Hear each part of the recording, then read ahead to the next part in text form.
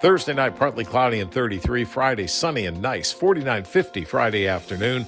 37 on Saturday, 54 for the high on Sunday, up and down. From the Saliga Heating and Cooling Weather Center, I'm meteorologist Dave Murray on 104.1 FM, KMOX. Sunshine and 29 downtown at the Arch. I'm Michael Calhoun, KMOX News.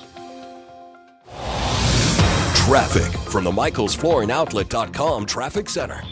Well, they just now cleared the crash we had eastbound 64 before 270, so those right lanes are open. Eastbound 64 is backed up, though, from 141 into the area. Westbound 64 jammed. Approaching Kings Highway out through McCausland. It's slow approaching Lindbergh all the way through 270. They were looking at that eastbound wreck. And then you're backed up Timberlake out to Clarkson. We had a crash near Chesterfield Parkway West. It looks like they cleared it. It's opening up as you get through that area. Then it's still heavy from 364 out to 70. Westbound Highway 70. There's spots from like Shreve all the way past Jennings Station, past the airport, Earth City to the Blanchette Bridge, 94 to Zumbel. And then after that, it's not so bad. A to Z, really. Eastbound 70, though, Mid-River's up to 370. We had that incident with blockage there. It's still backed up going up the hill. South 270, slow at 364, jammed Olive to Ladue. Opens up Clayton Road, and then it's not bad. North 270, Manchester up to Ladou's busy. South 170, Ladue down to 64, slow. North 170, 70 up to Airport Road's heavy. Westbound 44 from Shrewsbury out to Elms busy. Southbound 55, stop and go pockets. Arsenal down through Bates. And westbound 44, slow past the bridges. I'm Roger Brand in the MichaelsFlooringOutlet.com Traffic Center. News, traffic, and the latest from the world of sports. This is Rush Hour Sports on 104.1 FM KMOX.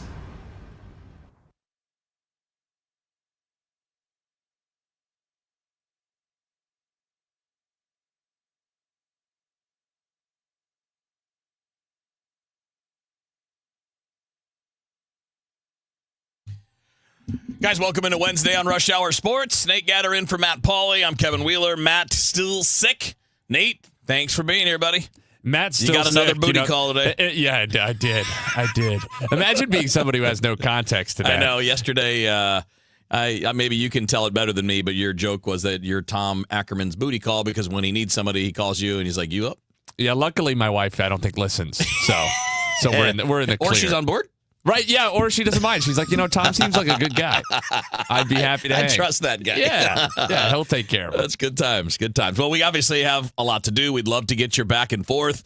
We'll just jump right into this because Lauren is a daily listener, always posting, and this is pretty good, like warm weather feelings when you're looking outside and it's still a little bit chilly. But Lauren's first message was, baseball's almost here. Week from tomorrow, Cardinals pitchers and catchers, spring training. Matt Pauley is heading to Jupiter on Monday of next week, so we'll have full coverage for you from that day forward. And then, of course, once he's done there, Tom Ackerman will be down there. So we've got somebody down there all the time. This also means that games on the radio are coming soon, and it's a good time, man. I love this time of year. I love that when we first get things going. I do miss going to spring training. There are parts of it that are not that missable. Like, they're long days. It's a lot of fun. Nate, you ever been to like Disney World or you go to Six Flags or you go to Cedar Point or anything? It's kind of like that, where like at the end of the day, you had fun, but you're tired. Yeah, and I think, spring training is one of those things where I think at least for people in the game, and it probably applies to media and basically everyone but fans, and even by the end probably to fans, spring training is one of those things where you can't wait for it to get here and then you can't wait for it to be over. Well, right? Because it leads to the better part, which is the regular season. And it becomes so monotonous after a little while. Like, once you're so excited to watch the start, first spring training game and maybe the second. By the 20th spring training game, it's like, what's being accomplished here? And I don't know, have the Cardinals announced yet exactly what's going to be the distribution? Obviously, I mean, that's been a talking point this year, this week, I should say, the TV situation and the fact that all that's changing. I don't know yet how that's going to affect the spring training schedule and what might be available. Obviously, we'll have plenty of games available here, both always free here on the airwaves and on the app and wherever else. But yeah, it's funny, not to make light of. We'd rather that Matt were healthy all the time, but if we had to choose that he would have the flu this week or next week, much more replaceable this week than when he's down in Jupiter as the lone representative. And also, when you're sick, it kind of sucks to not be at home. That's true, too. I mean, being sick sucks, but when you're home, it's better. You got your own bed, your own couch. Your infrastructure and your resources. Yeah. You don't have to be like in a condo somewhere across the state, across the country, down south. So hopefully Matt's feeling better here in the next couple days, and definitely hope he's feeling better by next week when he gets on that airplane on Monday, because you don't want to be dragging that stuff with you. So we got a little bit of a mixed bag today. I want to start, Nate, with something we touched on yesterday. I want to float this by you because I didn't really give you a heads up on this. And I want to float this by our listeners too. So feel free to throw in your reaction to this. Yesterday I brought up in our conversation about the Cardinals rebuild, sports fans in St. Louis have experienced a rebuild. It just wasn't baseball. It was hockey. It was the Blues coming out of the lockout, and the lockout that happened in 2005. So that cost us the 04-05 season, because we know the previous ownership tore the roster apart. Before that, you had a 25-year straight? Yeah, I think it was 25 straight years of being in the playoffs. And then you hit the skids there after the lockout and had some of the worst teams that we've ever seen play hockey in St. Louis. And after about a 6-year stretch where it wasn't good, right? So you had 3 years right after the lockout where the team was just god-awful. And that was when I first moved to town. So those were the first teams I covered. Great people there, by the way. The previous ownership had shredded the roster. It wasn't good. Then you had that one surprise playoff run with Andy Murray and the loss to Vancouver, but it was a good series. That was a good season, great finish, a lot of energy that year. And then the next 2 years are just kind of okay, just missed the playoffs. You're not great, but you're better. And then it was a 10-year run of making the playoffs 9 times in a row, and in there you had a Stanley Cup. So after laying that all out, I want to do the comp to the Cardinals, because the Cardinals are not as torn down as the Blues were. Not even close. No, I mean, compared to that, they're in a very, we've talked about this over the course of the offseason, even before the move started. This is, I think, for somebody like Chaim Bloom who wants to come in and get to work, I think this is a very attractive situation, very attractive roster as far as rebuilds go. Yeah, and it's already a much more talented roster with young players. The Blues had to do that through the draft. And they had a lot of high draft picks, which is why they wound up getting good. So if I put it this way, this rebuild is not going to be nearly as painful or as long as the Blues one was, because the Blues one, they just tore the roster down to the studs to sell the team. That's not happening here with the Cardinals. They're not going to be tearing it down to the studs. If this takes half the amount of time, so let's say 3 years instead of 6, and then what follows that is a decade of making the playoffs regularly and maybe a championship, wouldn't you say that that's a pretty good outcome?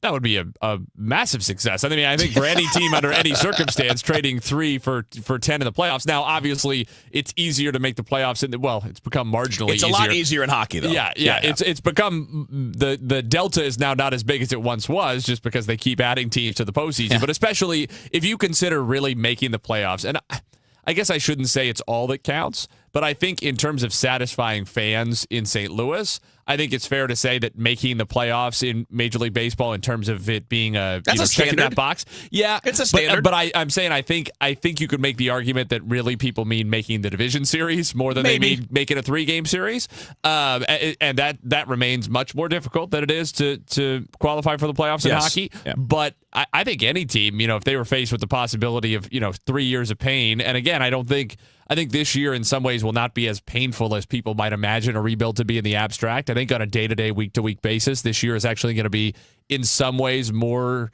engaging than last year. Maybe not than May and June last year when things were going well, but I think it might be more engaging than August and September were last year, because there's just going to be more for us to talk about and chew on. And then, if the end game is even making the playoffs 8 years out of 10 and being a viable World Series contender 3 or 4 of those years in the prime of the core, that would be a tremendous success. And, obviously it's going to take a lot more good moves between now and then, including once the core is established, continuing to tinker and, a few pieces go, a few new ones come in, kind of like what Seattle's doing right now on the other end of the Donovan deal.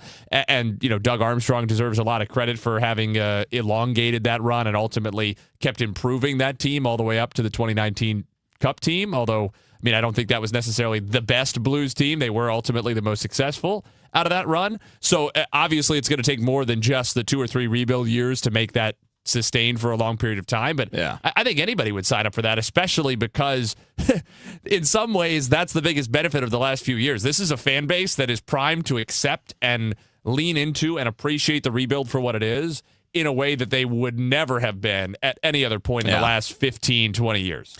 Well, I mean, at some point, the inevitable reality punches you in the face, right? I mean, for a long time, early on this offseason, we had people commenting or replying to tweets and things that were just completely heels dug in on no rebuild.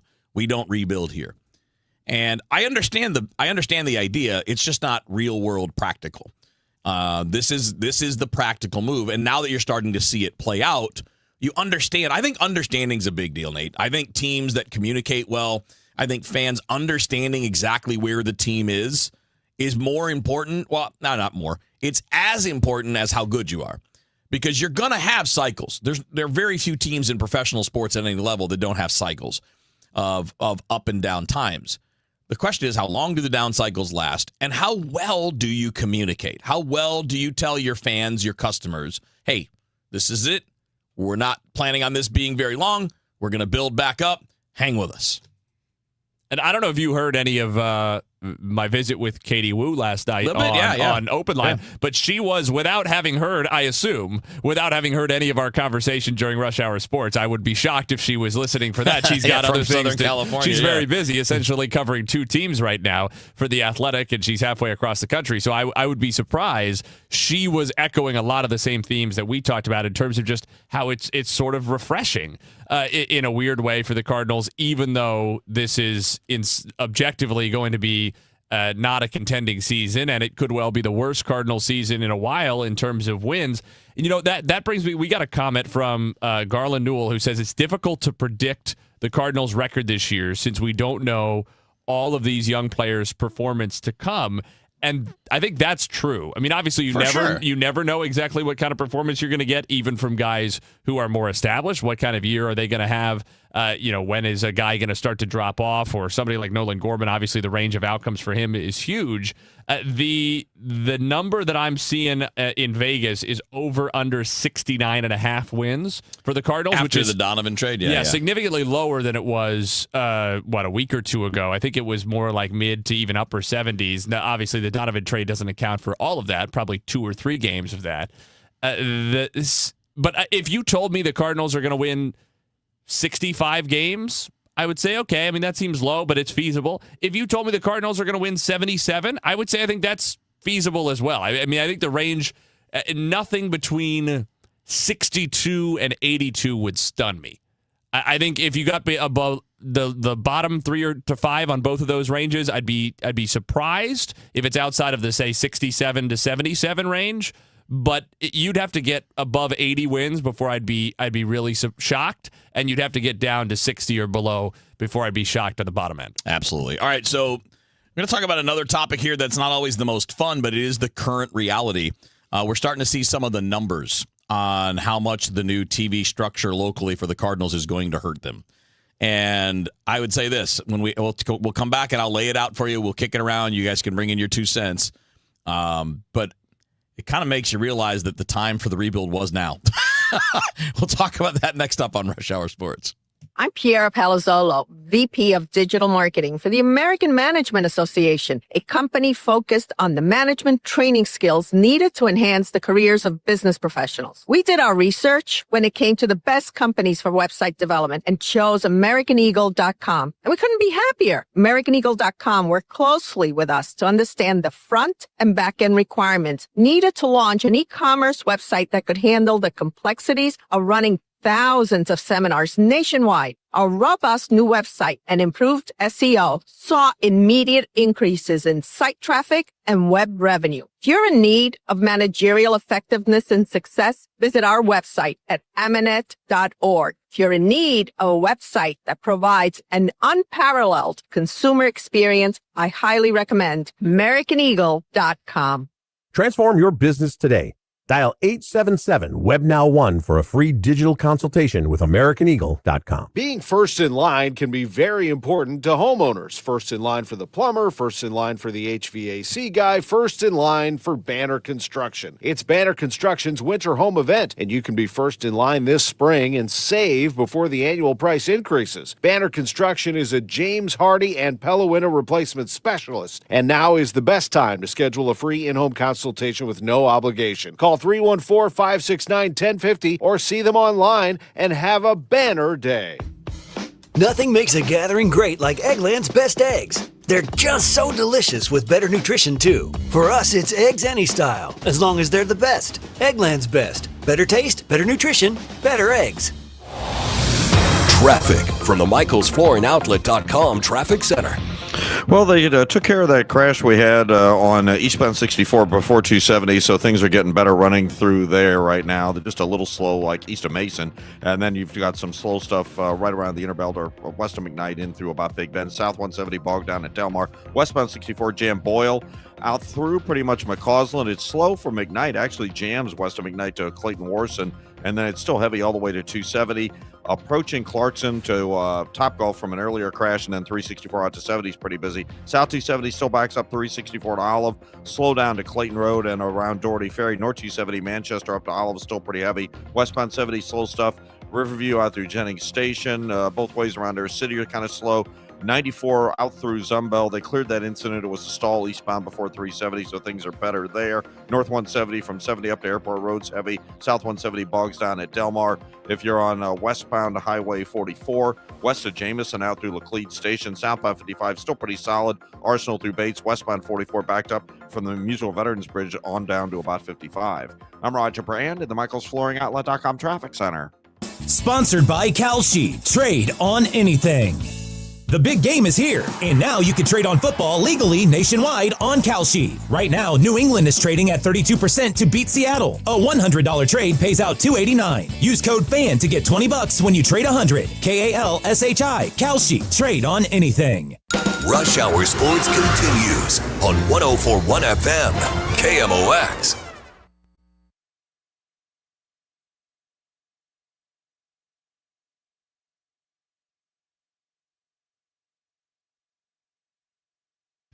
All right, back in on Rush Hour Sports. Nate Gatter stepping in for Matt Pauley, still down with the flu. Kevin Wheeler with you here as well.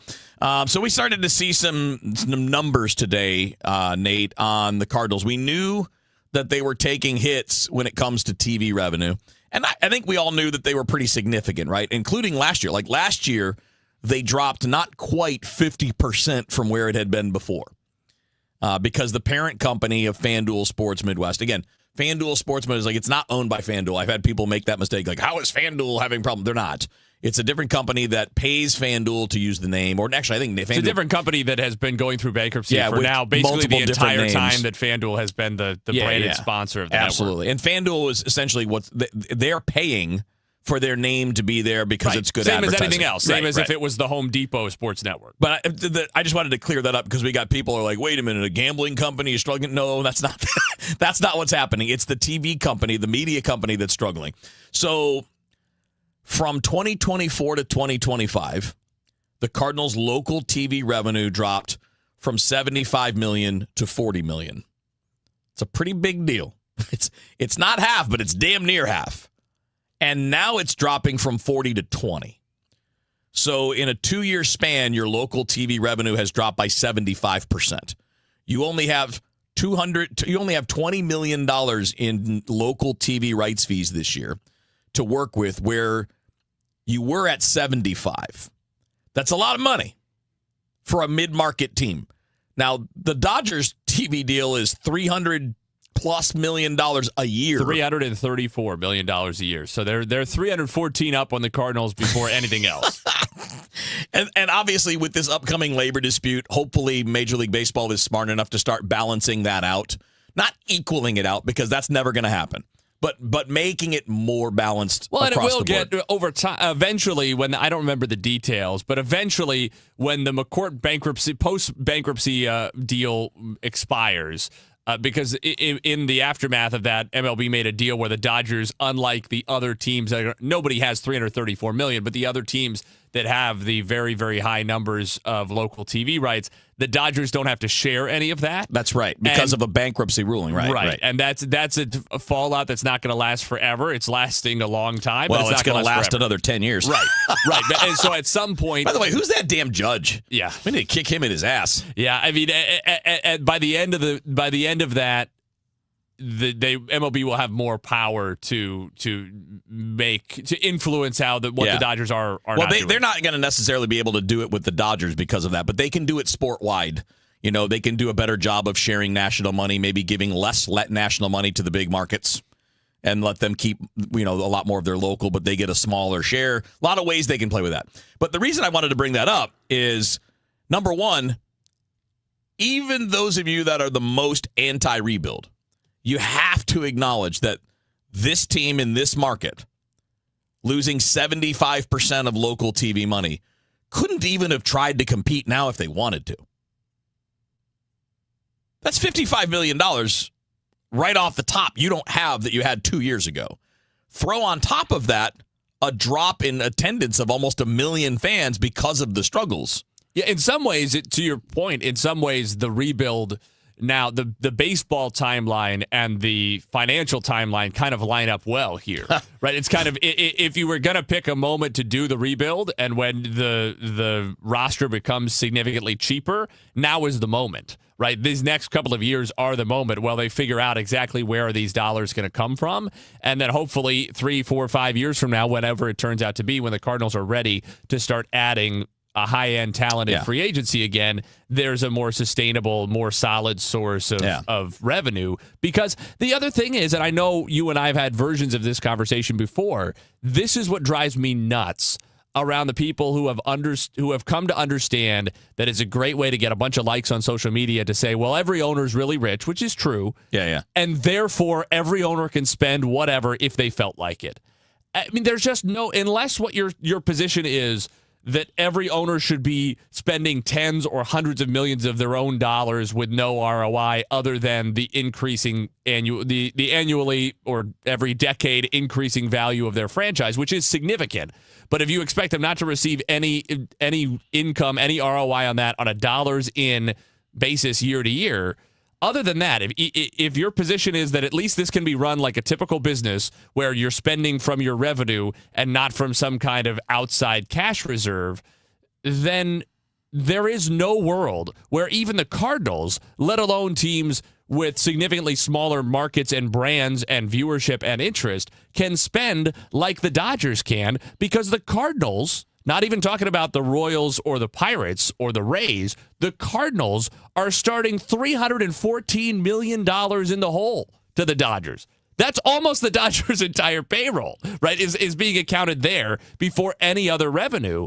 And unless your position is Bill DeWitt should be spending $314 million of his own dollars on the Cardinals every single year in order to make that up, there's just no way, no matter the fact that he is very rich compared to the average working man, there's just no way for the Cardinals to spend at the level that the Dodgers do and sustain the franchise. Because although the franchise's value is increasing very rapidly, and Mr. DeWitt is going to make a great return on his investment if and when he decides to realize that at some point and sell the team, it is not increasing to the tune of $314 million a year. No, you're not. Put it this way: you could be like, I want another owner. That other owner is going to do the same thing. Even Steve Cohen has, after a year, maybe two. He went nuts for a while, and then he calmed himself down. Even after that first year, he was like, this is not going great for me. It's not just, now, here's where I think this is a truth, and you'll probably agree with this. There are times where you should be okay with losing money. You're in a window to contend. You need to make an extra move or two. We're there. We can do it. Go for it. Especially because, in theory, if those lead to winning a pennant, winning a World Series, you're probably making that money back. And then you're making it the next year also, right? So I think there are times where you should absolutely take the risk of spending your own money. Totally agree. But no owner is going to do it in any sport year in and year out. It's like what we're seeing with college sports right now. Yeah. I think guys who give $3 million in NIL money to their alma mater, or some guys give a lot more than that for a particular year, and the team, if you're Mark Cuban, and God knows how much money he's given Indiana to help this Hoosiers football program rise the way they have under Curt Cignetti. I don't know what the number is. Let's say he gave several $million, maybe tens of millions. He probably feels really good about that investment right now because he is awfully proud of what he saw, and he gets to brag to all of his friends, and he gets to wear his national championship T-shirt, and he feels like he's transformed that program, and the sky's the limit going forward. Absolutely. What if you're a Kansas State basketball donor, and they have spent north of $2 million on a couple of different guys in recent years, right? What if you spent $2 million to get Coleman Hawkins to Manhattan, Kansas a couple of years ago, and everything went belly up and your team sucked. And now you're on the verge of firing a coach and the AD's calling you saying, hey, you got $5 million to chip in for this buyout? Yeah, I don't think so. Right? Troy Aikman said he cut UCLA a big check for, Dante Moore when he was there. Dante Moore only plays a few games, transfers to Oregon at the end of the year. Aikman didn't even get a thank you card. And he's like, yeah, I'm never doing that again. Right? That's that. I think owners, when they feel like there's a potential World Series ring there and they've got a real chance, sure, they'll spend. But if it's, sometimes even a guy with as much money as Steve Cohen says, I didn't really see good ROI on that money. Again, you can do it at times. You can't do it eternally, and that's kind of the way it's got to get set up. Nate Gatter in for Matt Pauley, Kevin Wheeler with you here. We got more Rush Hour Sports after the news. When it comes to lighting, Graybar goes beyond parts and products. We help contractors turn plans into smart designs, manage kitting and deliverables, and navigate local codes so you can stay on time and on budget. Smart, scalable, job site ready. That's not just lighting. That's like kicking your project into Graybar mode. Yep, Graybar does that.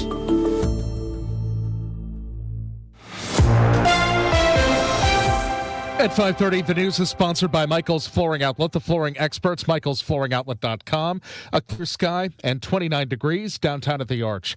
7 years after capturing the hearts of hockey fans during the St. Louis Blues championship run, Layla Anderson gets inducted into the St. Louis Sports Hall of Fame tonight. Anderson enters the hall as a sports inspiration alongside Blues legend Pat Maroon at a ceremony hosted by the Missouri Athletic Club. While she became a national household name as a child battling a life-threatening illness, she says the scale of this recognition feels surreal. I'm just an average 17-year-old girl. I'm a senior in high school, but it's crazy that I'm being represented and honored with so many incredible people. Anderson, who plans to study communications in college, says her time in the national spotlight helped to build lasting mentorships with players like Colton Parayko, who continue to guide her today. Most of Missouri's congressional delegation voted along party lines on the funding bill that ended the latest government shutdown. Republican Eric Burleson, who represents southwestern Missouri, broke rank and voted no. He says the agreement included swampy earmarks demanded by Democrats. 24 earmarks from different Democrat senators that went to clinics in their district that do gender-affirming care. You had $5 billion that was sent for a resettlement fund. We didn't learn our lesson with the Somali refugees. We're going to spend more money to resettle people into the United States. All other Missouri Republicans in Congress voted yes. West Central Missouri Congressman Mark Alford said on social media that the spending bill provides nearly $23 million in community funding projects for his district. The Missouri House has given initial approval to a bill that would require public schools to provide screenings for all students at least once before third grade to identify gifted students. St. Joseph Representative Brenda Shields says her bill builds upon current law requiring schools to provide a gifted program if at least 3% of their students are determined to be gifted. It is a desert where students can receive gifted programming. We know nationally the average is 6% of students are gifted. And in Missouri, we're only serving 4% of our population. We're leaving 2% of our students behind. That is 20,000 students. One more House vote in favor of the bill would send the proposal to the Senate for more work. There's a new dog in town, and researchers hope it'll be able to help monitor volcanic activity in a way to keep people safe. Its name is Animal, and it looks a little funny, trudging across ridges on Mount Etna in Switzerland, with its little pink body and gray legs with opposing elbows that look just wrong. Give me the hand. But on steep parts, the robo-doggy got a little push from researchers, and Julia Richter at Robotic Systems Lab, ETH Zurich, says the ground is just slipping underneath the robot. And I would say that was one of the biggest challenges we faced. She says it's interesting to get robots out of the kitchen and into the wild. Allison Keyes, CBS News. A heads up for those who take northbound I-270 into Missouri. Well, they're going to be moving lanes around again this coming weekend. Friday night and Saturday night between 8 and 10 p.m. They're going to close up to 2 lanes, north 270 between 64 and Ladue, and shift everything over to the left. The work will be wrapped up each night by 5 a.m. the following morning, and by Monday morning's commute, you'll have 3 lanes shifted to the left to deal with through that construction zone. Roger Brand, KMOX News. The Saliga Heating and Cooling Weather Desk for tonight, overnight, clear sky, 17. For tomorrow, a little bit better, high of about 40, 33 for tomorrow night, then close to 50 for Friday. Right now, downtown, clear sky, 29. I'm Michael Calhoun, KMOX News. Wesley is a truck driver. I drive a truck, and I love what I do. A truck driver with IRS troubles. They told me I owed them $43,000. It got really bad. Quite a few letters in the mail. They were talking about wage garnishment, coming after my house, my car. Yeah, they don't play around. I seriously thought that I was going to lose everything. One sleepless night, Wesley finally made a call to Optima Tax Relief at 2 a.m. Kind of figured I'd get a machine, but I didn't. I actually got to talk to an actual person in the middle of the night. He found just what he was looking for. Oh, they were great people. You need a team of people that know what they're doing. Optima Tax, they know what they're doing. Optima Tax Relief came through with flying colors. I saved an incredible amount of money. Happy don't even come close. I was absolutely overjoyed. Take Wesley's advice. If you're in any kind of trouble with the IRS, call Optima Tax Relief. Don't trust anybody else. Call Optima for a free consultation. Call 800-348-0269. 800-348-0269. 800-348-0269. Optima Tax Relief. Some restrictions apply. For complete details, please visit OptimaTaxRelief.com. If you owe the IRS, you have a legal issue, and you need the Lance Drury Law Firm. We'll protect your rights. Log on at LanceDruryLaw.com. For 100 years, KMOX has been a part of St. Louis. Now, those moments live on, preserved, remastered, and ready to be heard again.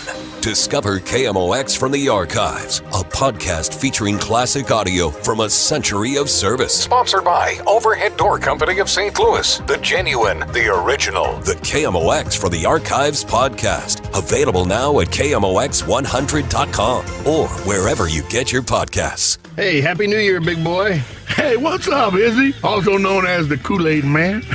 You got any New Year's resolutions? I got one, Eddie. I've promised myself to spend more time on that toasty warm, huge, heated outdoor patio of yours. It's nothing like having your coat off, drinking the coldest beer in town with hundreds of your family, friends. Man, it is a toasted patio, and that's a great resolution. And thanks for not mentioning things like weight loss and health kick. And those would be hard in Fast Eddie's. It'd be hard to lose any kind of weight or take away from anything when you got the half-pound Fat Eddie burger, the hot chick on a stick, that big Elwood on a stick, and those succulent peel-and-eat shrimp. Yeah, I am not losing any weight hanging around your place. I learned it's a lot easier just to make those resolutions simple and fun, buddy. Man, and that's easy. You're right. That's a great resolution. So make your resolution fun. And head on over to Fast Eddie's Bon Air. You know where to go across that big, beautiful Clark Bridge and come into Alton, Illinois. So like Mr. Shannon always said, if you're 21 and in the mood, we'll see you at Fast Eddie's Bon Air.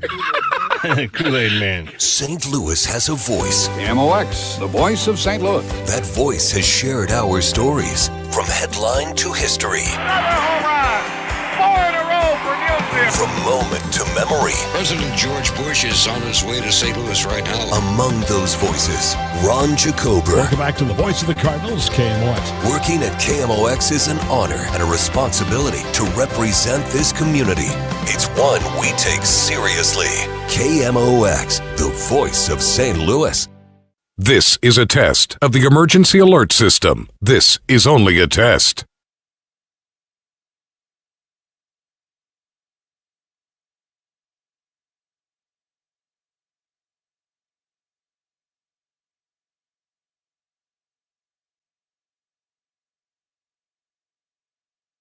This has been a test of the emergency alert system. This was only a test. I'm John Morgan of Morgan & Morgan. If you've been injured in a car accident, call America's largest injury law firm. For over 35 years, my mission has been to deliver more for our clients, to deliver more for you. Injured? Visit forthepeople.com for an office near you. This is the story of the one. As an HVAC technician, he and his digital multimeter are in high demand. So when a noisy office HVAC turns out to be a failing blower motor, he doesn't break a sweat. With Grainger's easy-to-use website and product information, he selects the product he needs to keep everything humming right along. Call 1-800-GRAINGER, click Grainger.com, or just stop by. Grainger, for the ones who get it done. I'm going to give you a little bit of advice here. If you want the most money and the least amount of stress when you're selling your home, I've got the person for you. Call Gloria Liu with Your Home Sold Guaranteed Realty.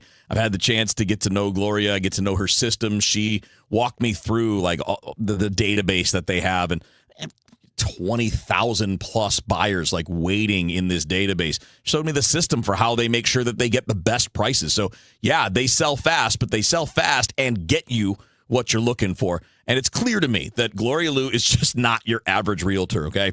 She sells faster, like I said, for more than the average agent, and has that database of thousands, which gives you the chance to have something done much more quickly. I mean, for practical purposes, your home could already be sold when you think about signing up with Gloria Liu. So she's helped thousands of families here in 23 years in St. Louis, and where the average agent sells 4 or 5 homes a year, Gloria sells a home just about every other day. And look, this is simple. Gloria Liu has the upfront written guarantee. It's very simple. It's very powerful.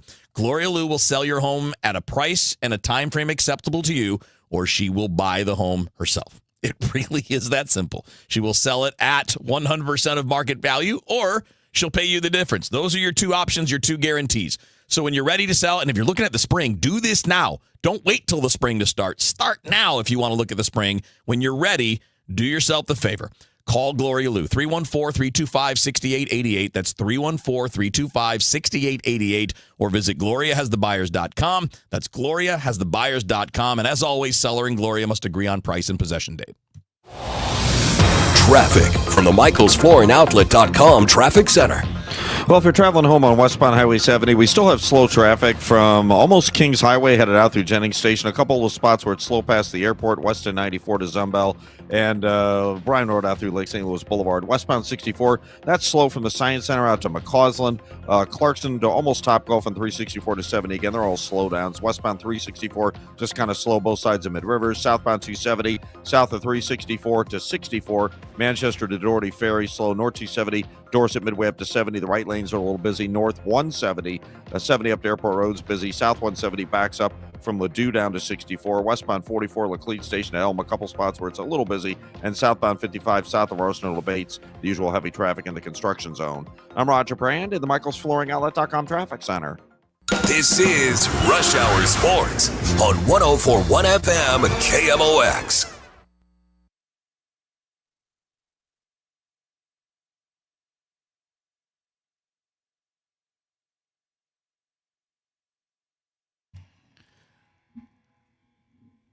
All right, you're back in on KMOX Rush Hour Sports. Nate Gatter pinch hitting for Matt Pauley. Kevin Wheeler with you here as well.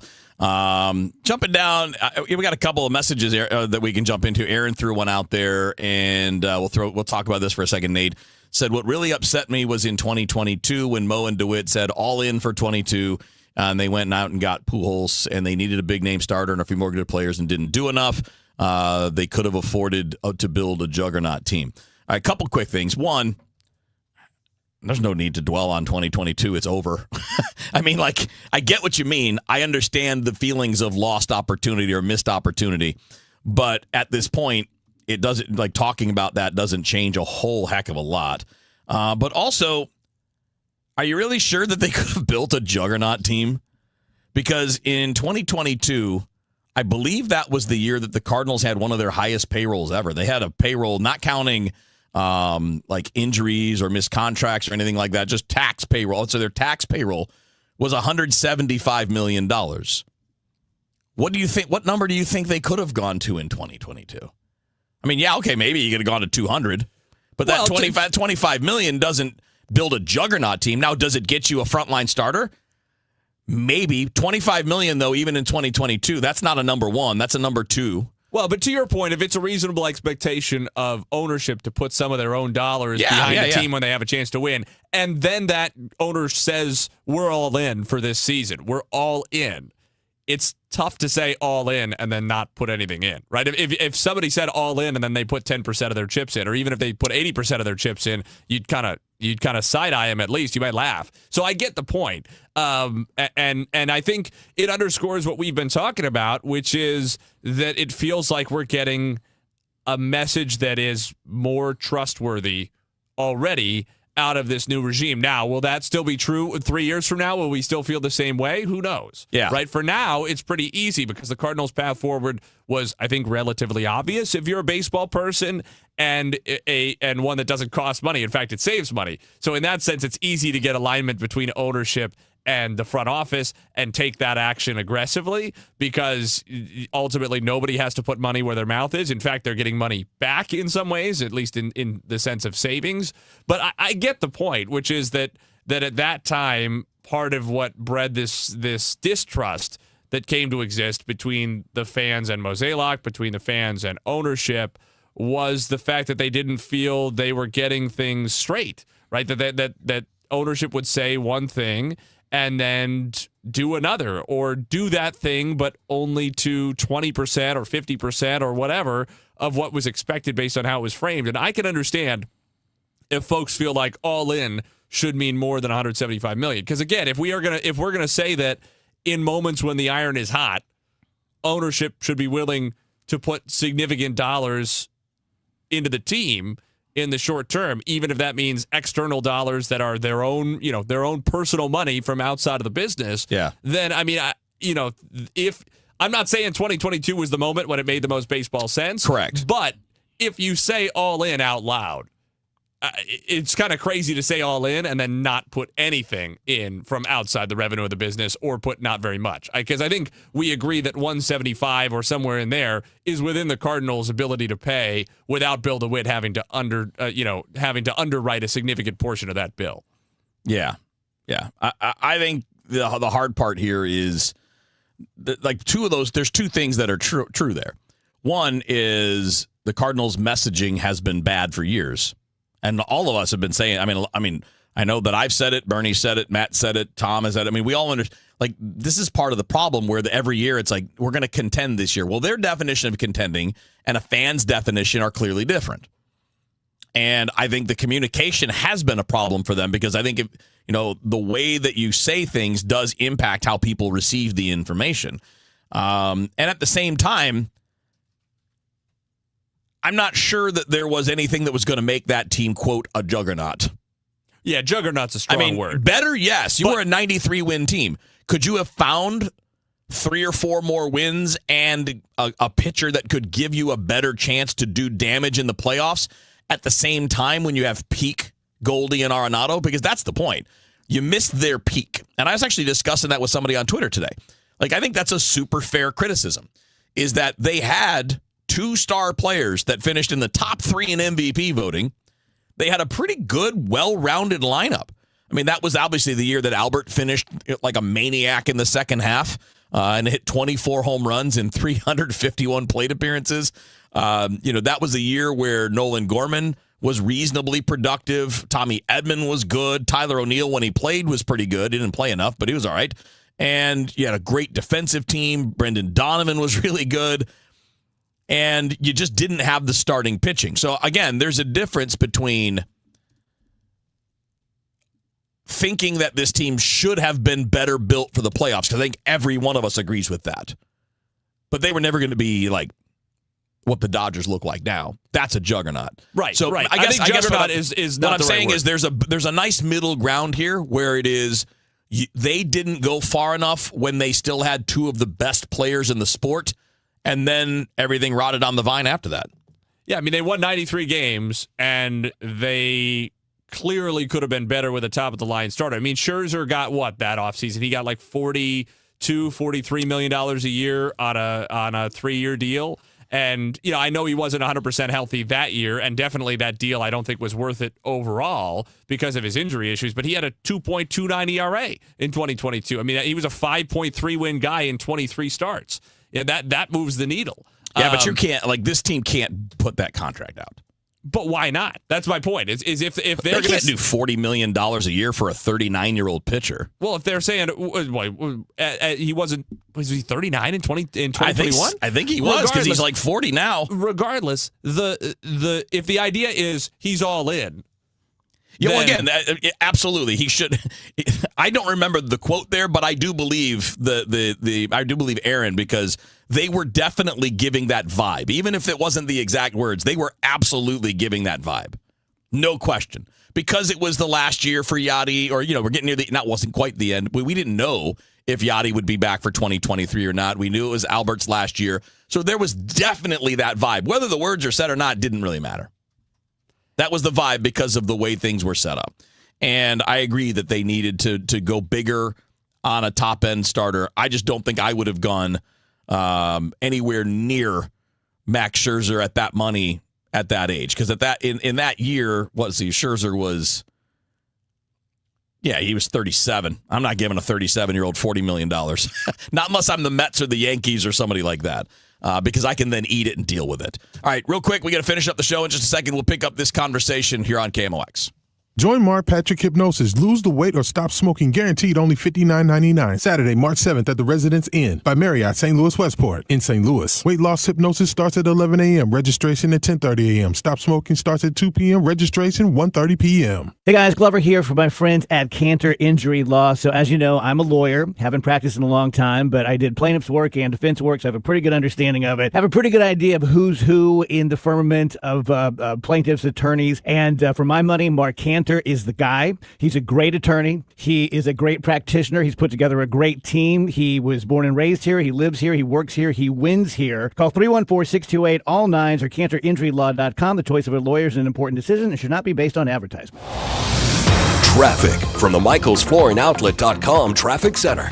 Well, things are getting better. We still have a backup on southbound 170 from about Brentwood Boulevard down to 64 north 170. Scudder up to Airport Road, still slow. Westbound 70, still a little slowdown right through Goodfellow Jennings Station. After that, it's pretty much wide open to Wentzville for you. Westbound 64 from the Science Center headed out through Big Bend's heavy. Clayton Warson to Ballas is slow, a little slow down at Topgolf, and it's bogged down from 364 out to Highway 70. South 270 backing up, approaching Olive down to Ladue, but after that, it's clear down to 55. Westbound 44 is a little slowdown west of 141. I can't tell if it's a stall or something, but there's something there just slowing you down briefly. Not bad. Southbound 55 just a little busy through Gasconade and Bates. I'm Roger Brand at the MichaelsFlooringOutlet.com Traffic Center.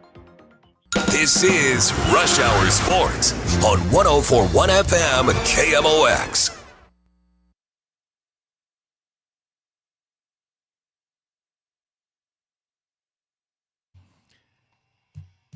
All right, back in on Rush Hour Sports.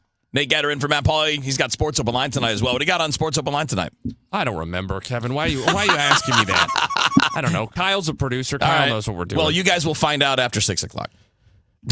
There's your tease. We're going to talk a little about the Olympics. I forgot to talk about the Olympics yesterday. Good. Yeah. And that was an oversight. So we're going to talk about it. Why was that an oversight? We were talking about other things, and I'm not asking why you didn't talk about it. I'm like, why would you talk about the Olympics? Oh, because I'm teasing. Okay. I know the hockey.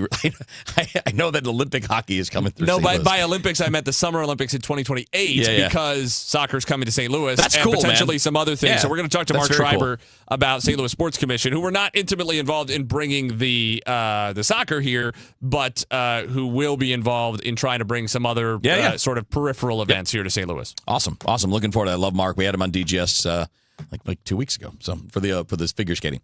So that was really cool. All right, so last couple of thoughts here, and we don't have very much time, but what I think is fascinating about where we sit with baseball in St. Louis is how inexperienced this fandom is with this type of situation.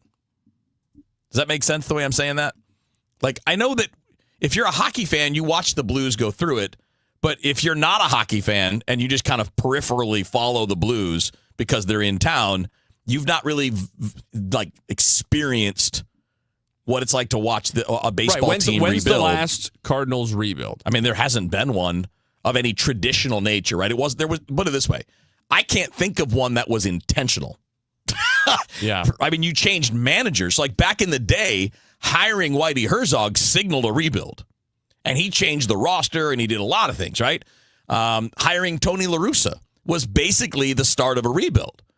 You had to redo the roster. You had to get better. And in those cases, it was bringing in a Hall of Fame manager because, again, the game was different at that time. And then also, what the Cardinals were really good at, especially, in the late 90s and early 2000s. So the Walt Jocketty special, which is go trade for pending free agents like Mark McGwire and Larry Walker and guys like that. Because at that time, those trades were easy to do because those teams were just trying to dump salary.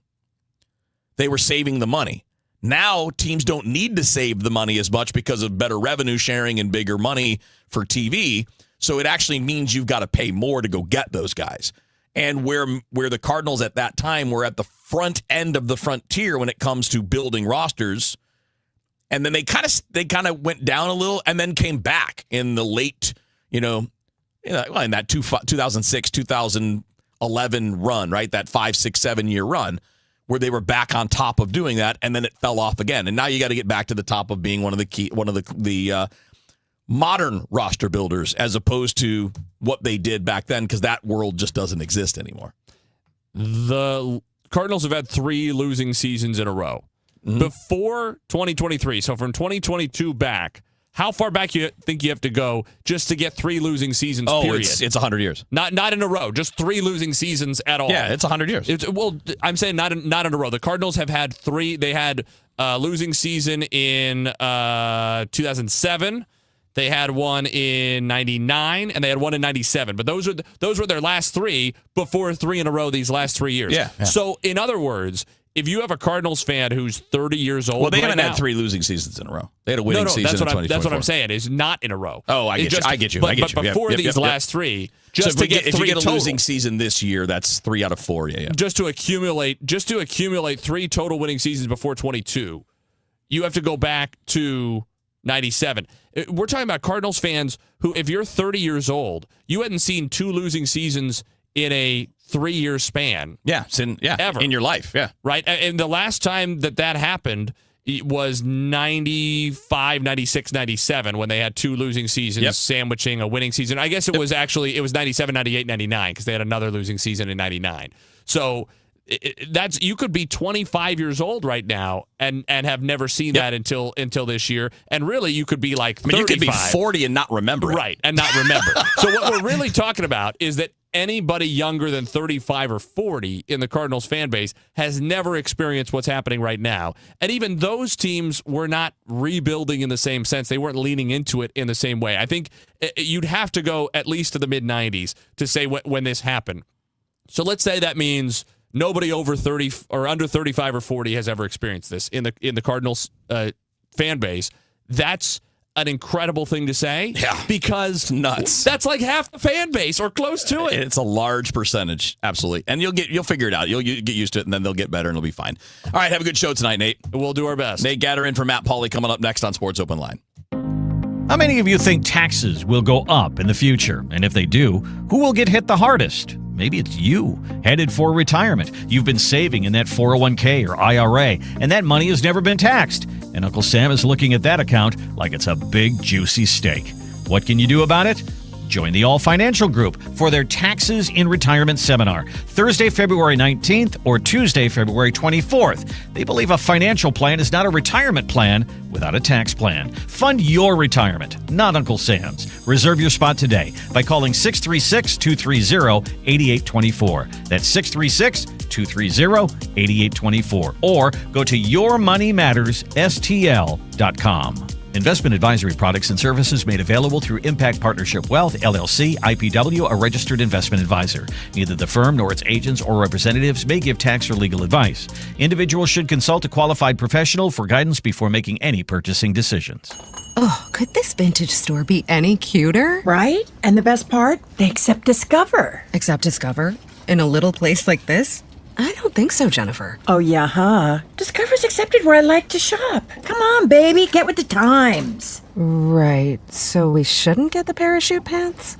These are making a comeback. I think. Discover is accepted at 99% of places that take credit cards nationwide.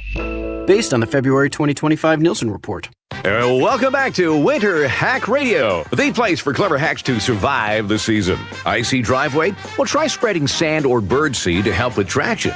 Snowy puppy paws? Well, grab a whisk, brush it off, done. Catch COVID-19? Well, just get... Actually, there's no hack for COVID-19. But if you test positive, prescription medications for COVID exist. Ask your doctor if they're right for you. Visit PfizerForAll.com to learn more. Sponsored by Pfizer. Hey, St. Louis City SC fans, mark your calendars now. The Boys in Red return to Energizer Park to kick off Season 4 Saturday, February 21st. And you could be there for the dawn of a new golden era of St. Louis soccer.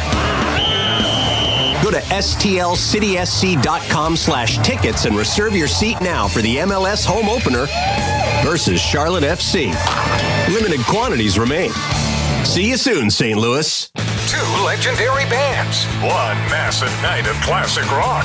Foreigner, performing the songs that defined a generation. You're as cold as ice. And Leonard Skinner, bringing Southern rock anthems to St. Louis.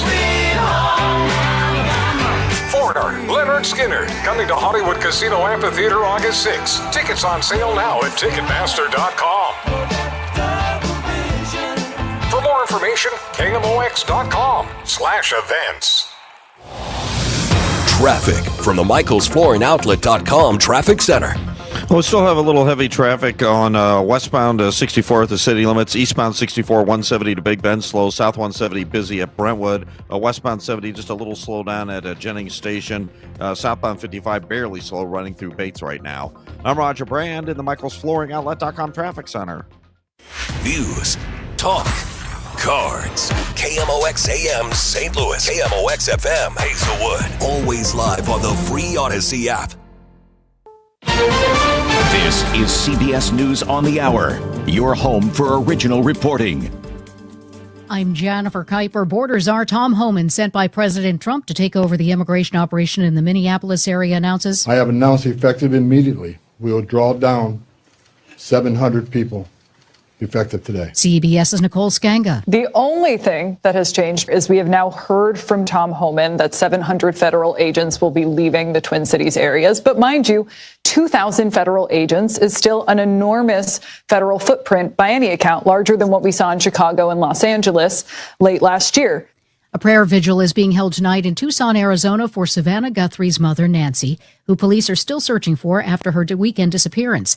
Authorities believe she was abducted from her home. Pima County Sheriff Chris Nanos tells CBS's Jonathan Vigliotti that he shared a ransom note with the Guthrie family and regarding security cameras at the Guthrie's home. None of the camera images have revealed to us anything of substantive nature. Nothing. Really? Anything? No, it only goes so far back. And so we're giving it to those camera makers and saying, can you do something more with this?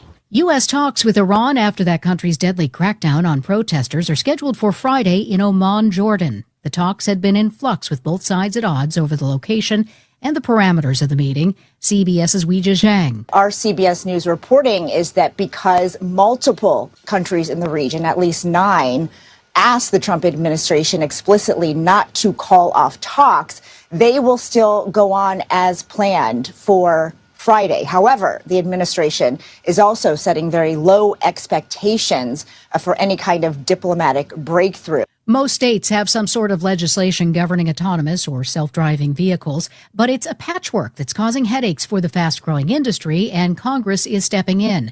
Leaders at Tesla and Waymo have testified before a Senate committee about their driverless cars. CBS's Chris Van Cleve. Lawmakers are looking to craft legislation to regulate the rollout of autonomous vehicles and set a safety standard that puts Americans at ease. The freedom that will give elderly people is such a comfort to me as I become an elderly people. Wyoming Senator Cynthia Loomis is also thinking of her grandsons and how they could benefit from a car that stops them from making bad decisions behind the wheel. At the Winter Olympics in Livigno, Italy, freestyle skier Troy Podmilsack has been focusing quite a bit on the cuisine.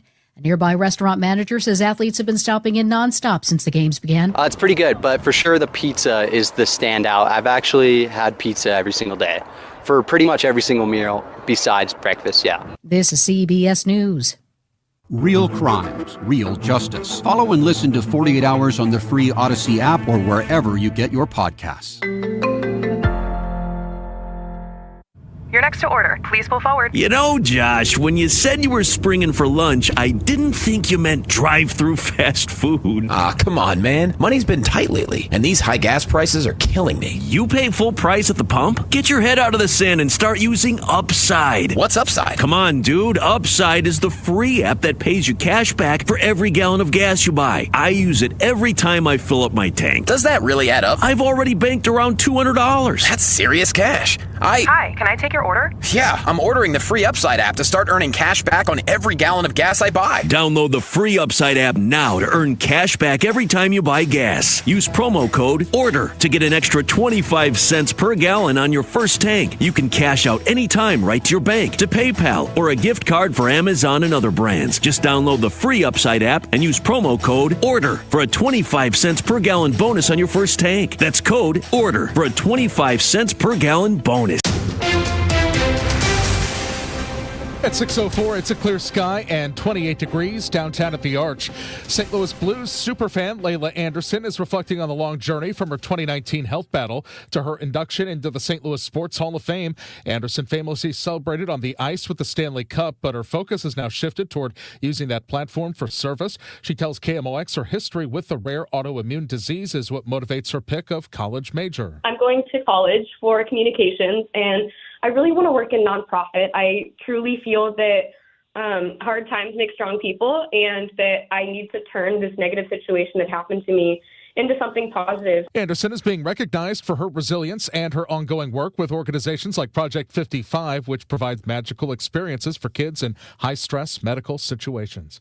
In Missouri's wide-open rural stretches of interstate, the speed limit may soon climb to 75 miles per hour under a bill championed by State Senator Jamie Berger. The Southeast Missouri Republican explains. I thought about going to 79. I really did. But I thought, well, it's one bite of the apple at a time. I want the speed limit, wherever it's listed, at 70 mile an hour now on the rural parts of the interstate, not the metro part, just the rural parts. Where it says 70, we would go to 75. That's it. Nowhere else.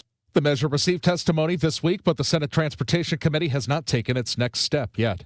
New data shows the latest COVID vaccines continue to protect against severe illness, even with newer variants circulating. A large study of U.S. veterans found strong protection against hospitalization and death months after vaccination. CBS News medical contributor Dr. Celine Gounder. Overall, the vaccine lowered the chance of COVID-related hospitalization by about 40%. The vaccine worked better at preventing the most serious outcomes. Researchers say COVID-19 remains a public health threat, killing as many as 63,000 people last year. Only about 23% of people received last year's COVID shot. Fred Bottomer, KMOX News. How does paid parking sound at the mall? Plaza Frontenac now has a small designated lot where you'll have to pay to park. There are 120 paid spots out of the 2,500 total spaces at the mall. The mall's owner says the goal is to ease parking congestion. The company has already implemented paid parking at several of its malls across the country. And we don't know if Roger's got a traffic jam there at Clayton and Lindbergh, but I'm sure he's got some jams somewhere. He's in the traffic center. That's really not bad. It's a little busy, Michael. You're right. Clayton there, actually Lindbergh just south of Clayton at a couple of the lights, the one at the main branch of the county library and then the other one at Plaza Frontenac, Clayton Road. But the Lindbergh side is a little bit busy at those stoplights. Other than that, though, wow, the highways have really, really thinned out. We just have a little slowdown southbound 170 from the U Club Tower down to 64 and eastbound 64 between Hanley and Big Bend looks a little slow, and there's barely a slowdown southbound 55 right through Bates right now, so that's pretty much back on the go as well, and everything else is wide open for you on both sides of the river. I'm Roger Brand at the Michael's Flooring Outlet.com Traffic Center. Sponsored by Kalshi. Trade on anything. The big game is here, and now you can trade on football legally nationwide on Kalshi. Right now, New England is trading at 32% to beat Seattle. A $100 trade pays out $289. Use code FAN to get $20 when you trade 100. Kalshi. Kalshi. Trade on anything. Cold times continue for this evening and overnight. Tonight, clear skies. Evening temperatures mainly in the 20s. 17 for the overnight low. On Thursday, clouds dominate. There'll be a little sun from time to time.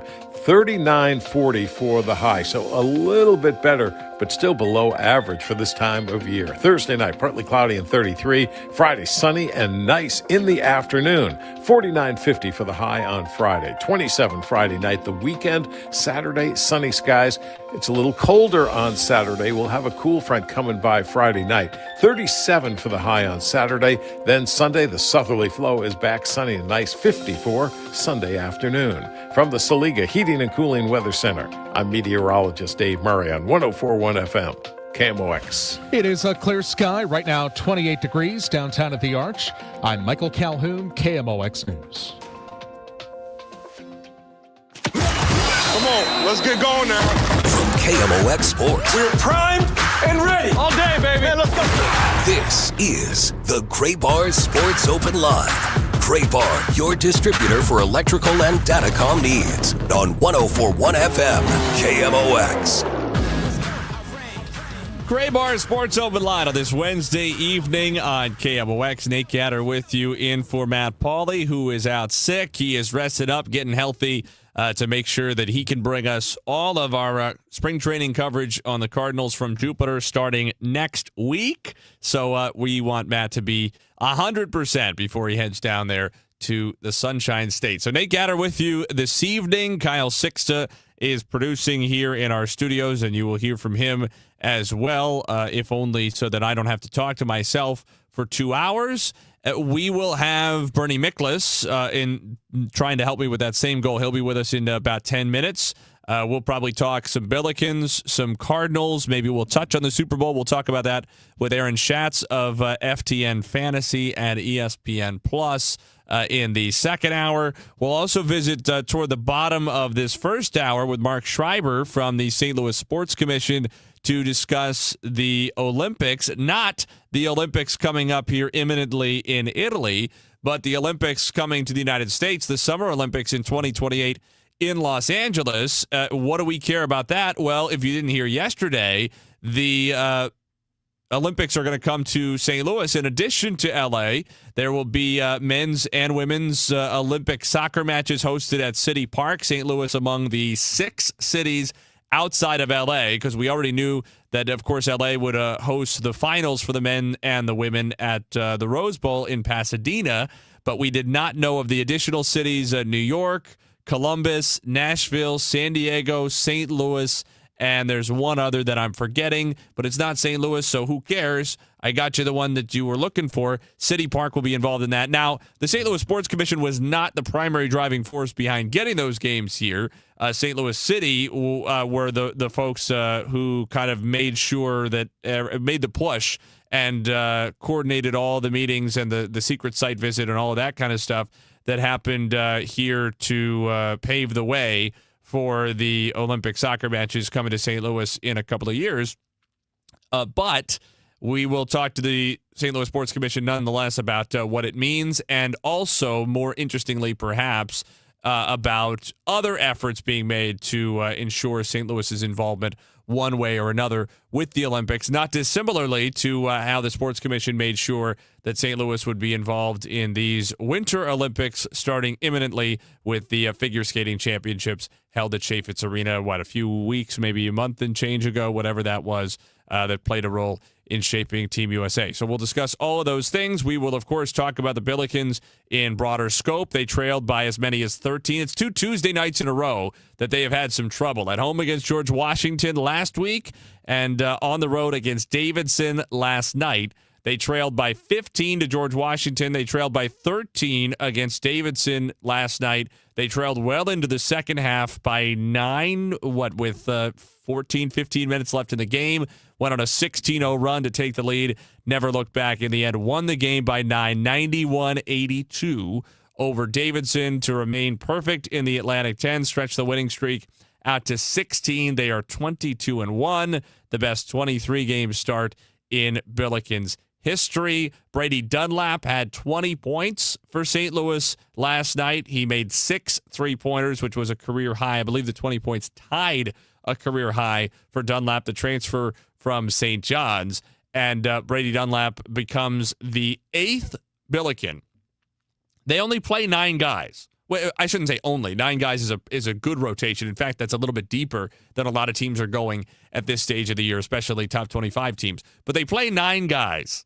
8 of those 9 guys, everybody in the rotation except Paul Otieno, has scored 18 points or more in a game this year. 6 of them have scored 20 or more. But 8 out of 9, everybody but Otieno, which I think means that if the Billikens are in an A-10 game again that they're stretched out on and they're winning by 25 points with 10 minutes left, Paul Otieno better be playing the rest of those minutes, and they better be getting that man some shots. Because how cool would that be going into the NCAA tournament if when you turn on CBS to hear the Billikens in the first round, you can hear them talk about how this is as well-balanced a team as there is in the country, and all 9 rotation guys have scored 18 or more in a game this year. That'd be awesome. So hopefully Paul Otieno can get his stats too, because he's had some impactful moments for the Billikens this year, a guy that Josh Schertz has liked since last season. So not to say that he has been the weak link out of the 9-man rotation by any stretch, but obviously, in fact, in some ways it's a credit to him, all the things that he does well, that he hasn't had to be scoring 18-plus like the other 8 have at some point or another, that he can do all of that dirty work. We'll talk about the Cardinals some more. Spent a lot of time on them during Rush Hour Sports with Kevin Wheeler. If you missed that, you can go back and hear it on the free Odyssey app. That's AUDACY. You can listen to us live. You can listen to Cardinals baseball, Billikens basketball, City soccer, anything else that we have live for free. You can also listen to the podcast on demand of this show and anything you might miss tonight, anything you missed from last night's open line, Rush Hour Sports earlier today, all of that and more. If you want to be part of the conversation, you can do that on the Odyssey app as well. You can leave a voice message on the talkback feature on that Odyssey app. You can also leave a comment on any of our streams on YouTube, on Facebook, on X, wherever you might be following along. You can call us as well at 314-436-7900. That's 314-436-7900. And it will be real open line tonight. Unless we have a guest, that line's going to be open. And whatever we're talking about, I will change the direction of the conversation for where you want to go and the conversation that you want to have. Certainly, if left to my own devices, there will be an awful lot of Billikens talk because there's not enough. There's not enough. The Billikens are selling out right now. They're the hottest ticket in St. Louis. They've sold out for the LaSalle game on Saturday, and the cheapest ticket last I checked on the secondary market was $80 just to get into the building. That is not normal for St. Louis basketball, certainly not for the last several years. Have to go back a decade plus for the last time you would have had sellouts against LaSalle. Now, a Saturday afternoon game, that's appealing to people. It's a 2 o'clock tip-off on Saturday. But there are going to be some opportunities to see this team the rest of this year, but they're going to be not as good as they were. I was beating the drum December and into January about the ticket deals that were out there, and I hope you guys took those opportunities. Deadly St. Louis says SLU has no height, and that will be their downfall. I agree. It's part of the reason that that I highlighted Paul Otieno, because Robbie Avila, for all of his strengths, is not a great rim protector. The Otieno strength is what he gives you athletically in terms of his ability to defend the paint. He can move his feet pretty well for a guy of his size. So I think he brings something. For example, go back and look at the last couple minutes of the George Washington game, because SLU struggled mightily with Rafael Castro and George Washington. And toward the end of that game, Josh Schertz went with both Avila and Otieno on the court at the same time. And it made a real difference, because I agree that SLU was exposed by Castro and that Avila was not quick enough to deal with him, and Deion Brown, Ish Sharma, whoever they tried on him otherwise, not big enough to resist. I mean, he was backing guys down from 18, 20 feet away from the basket, and you can't allow that. I will say as well, I think the most recent Lunardi projection had SLU as a 7 seed. Now, he's moved them up to a 6, but they haven't refreshed the entire bracket. They only do that twice a week at this stage of the season. On Tuesday, in the most recent release, he had them as a 7 and Illinois as a 2. I saw Illinois in person at Nebraska on Sunday. That would be a nightmare, right? Illinois' average player is 6'7.5". They all have arms that are like 2 years long.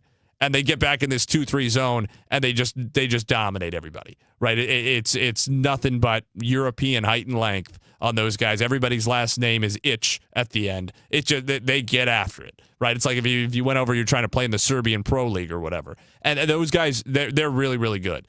So that would be problematic. I agree. I think SLU has a really good chance to win a tournament game.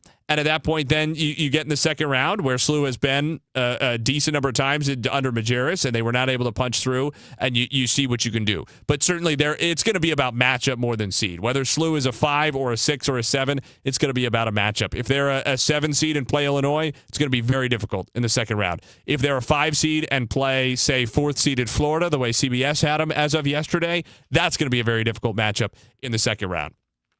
We'll talk a little more Billikens with Bernie Miklasz and elsewhere as we go on in the show. Real quick, one more comment here that we got on the stream. Luke says Kerr will give quality minutes when they absolutely need height for certain situations. Other than that, the guards make up for the bigs. The guards make up for the bigs, maybe. I tell you, Jax Kerr, bless his heart, I'm not saying he doesn't have potential. He absolutely will not give you quality minutes against a Big Ten opponent who's a number 2 seed in the NCAA tournament, against an SEC opponent who's a number 2 or 3 seed in the NCAA tournament in the year of our Lord 2026. That will not happen. Illinois would eat him for lunch and then for dinner and then again the next morning for breakfast. So no, I do not think that will happen. But I think there are ways around it. I think SLU can be competitive enough to give themselves a chance, especially if they have a game where they make 15 3-pointers on 50+%, which they're capable of doing. And if they do that, they could beat anybody. Take a break. Bernie Miklasz after this on KMOX. For decades, Morgan & Morgan has represented hundreds of thousands of people at their hour of need. Injuries on the job, car crashes, medical malpractice, and nursing home abuse, Social Security claims, dangerous drugs, and dangerous products. We became America's largest injury firm for a reason, and no firm is even close. Then we got to thinking, what if we could prevent these terrible events before they occurred? So we built the AI-powered People Protector. Simply visit peopleprotector.com and type in the product you have questions about before you buy it. Children's toys and accessories, cars, drugs, products, you name it, we got it. With our success, we decided to pay it forward for all of America. Our way of saying thank you for your trust all these years. Morgan & Morgan, protecting America. And if you've already been injured, just visit us at forthepeople.com. The choice of a lawyer is an important decision and should not be based solely upon advertisements. Past results afford no guarantee of future results. Every case is different and must be judged on its own merits. Attention business owners with a net income over $500,000. You need to work with a tax strategist that understands your entrepreneurial mindset. Download the most recent white paper written by E3 Consultants Group titled The Power of a Professional Tax Strategy Team. Go to e3wealth.com/radio to obtain a copy. It's time to learn about wealth and tax strategies that protect your personal and business economy. E3 is ready to help you think differently about your finances. Educate, empower, enlighten. That's the E3 difference. Midwest winters take a real toll on your garage door. Let my friends at Overhead Door Company of St. Louis come out and perform their 26-point tune-up on your garage door and opener. The work is guaranteed, and it's just one price for up to 3 garage doors and openers. No extra charge for evening or Saturday service. Overhead Door Company of St. Louis, since 1926, 100 years. Schedule online at overheaddoorsstlouis.com. That's overheaddoorsstlouis.com. 100 years of service and still at your service. KMOX.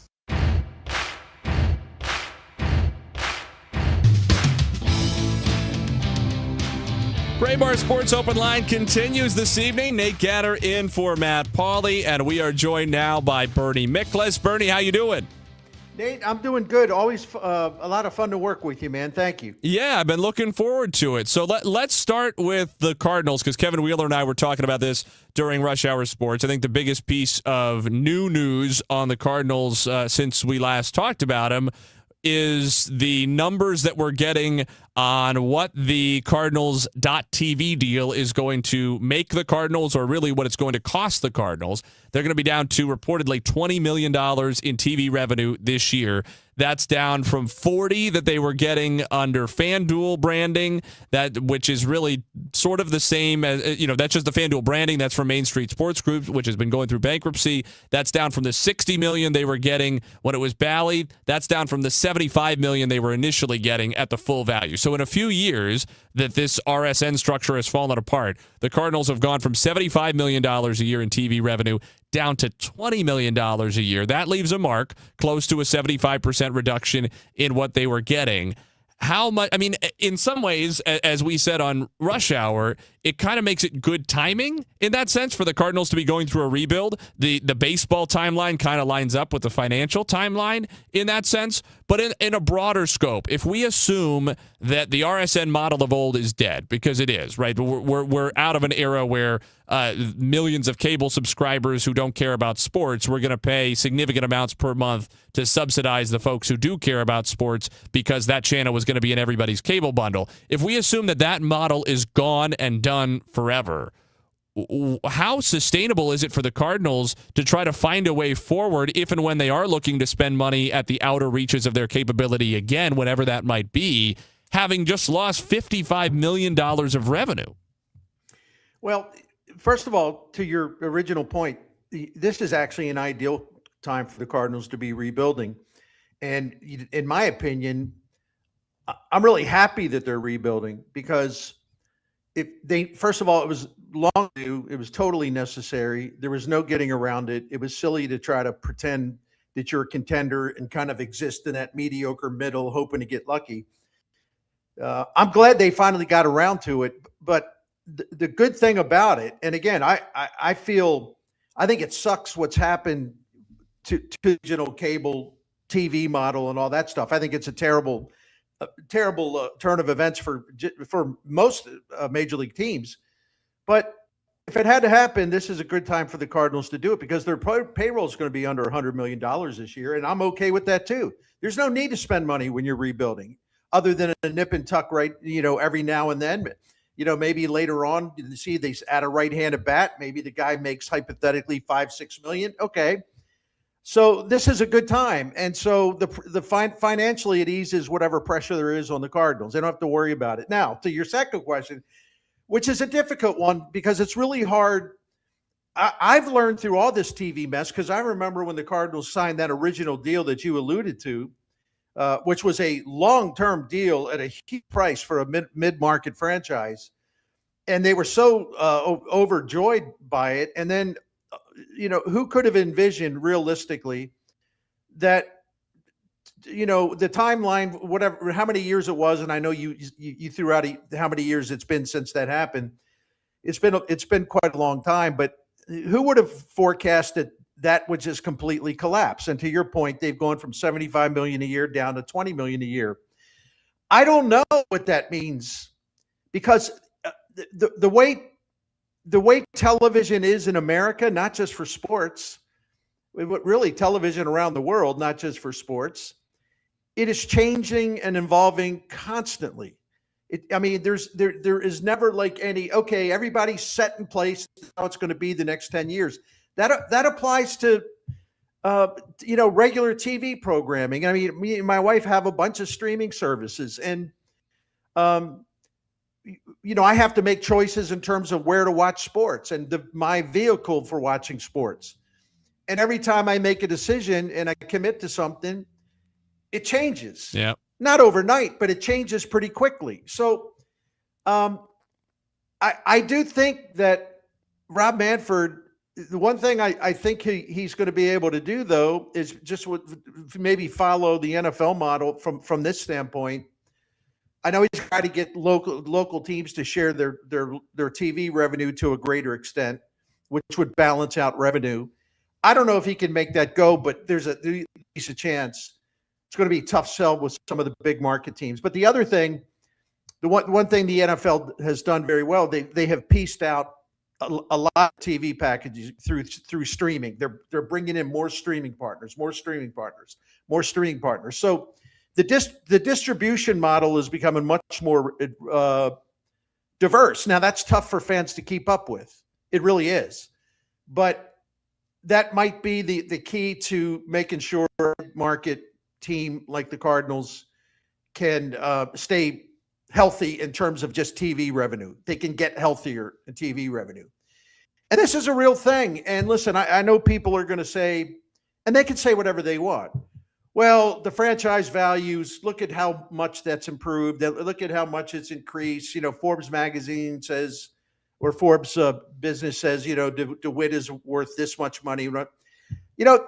That's basically irrelevant. It's basically irrelevant because if anything, the Cardinals' estimated franchise value is stagnant, and I'm pretty sure it'll be down when Forbes comes out with the next rating. So it's not a good time financially. No one feels sorry for the Cardinals. I feel sorry for the predicament they're in, but no, they're going to be okay. I mean, the DeWitts are going to be fine, but that's really not the point, because what you said is the most important thing. Chaim Bloom's doing a great job rebuilding this team already. We can say that. Baseball America came out today with their farm system rankings, and I respect Baseball America more than any other outfit that does these things. They have the Cardinals at number 2. A year ago at this time, they were number 18. In less than a year, Chaim Bloom has moved that farm system ranking up 16 spots. That is amazing work. So I believe that under his leadership, and he's shown how he's very good at doing this, they will be ready to win. They will be ready to contend. I can't say when, but they're going to get to that point because he's really good at this job of rebuilding. That's when they're going to have to spend money to add that missing lineup piece or that missing number 2 starter or whatever it may be.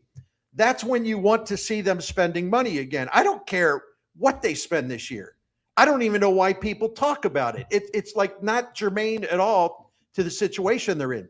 But in a few years, they're going to be in a position to where we're all going to want to see them spend more money to top off this rebuild and add some established talent from the outside. I don't know what situation they're going to be in financially by then. So it's really hard to predict what's to come.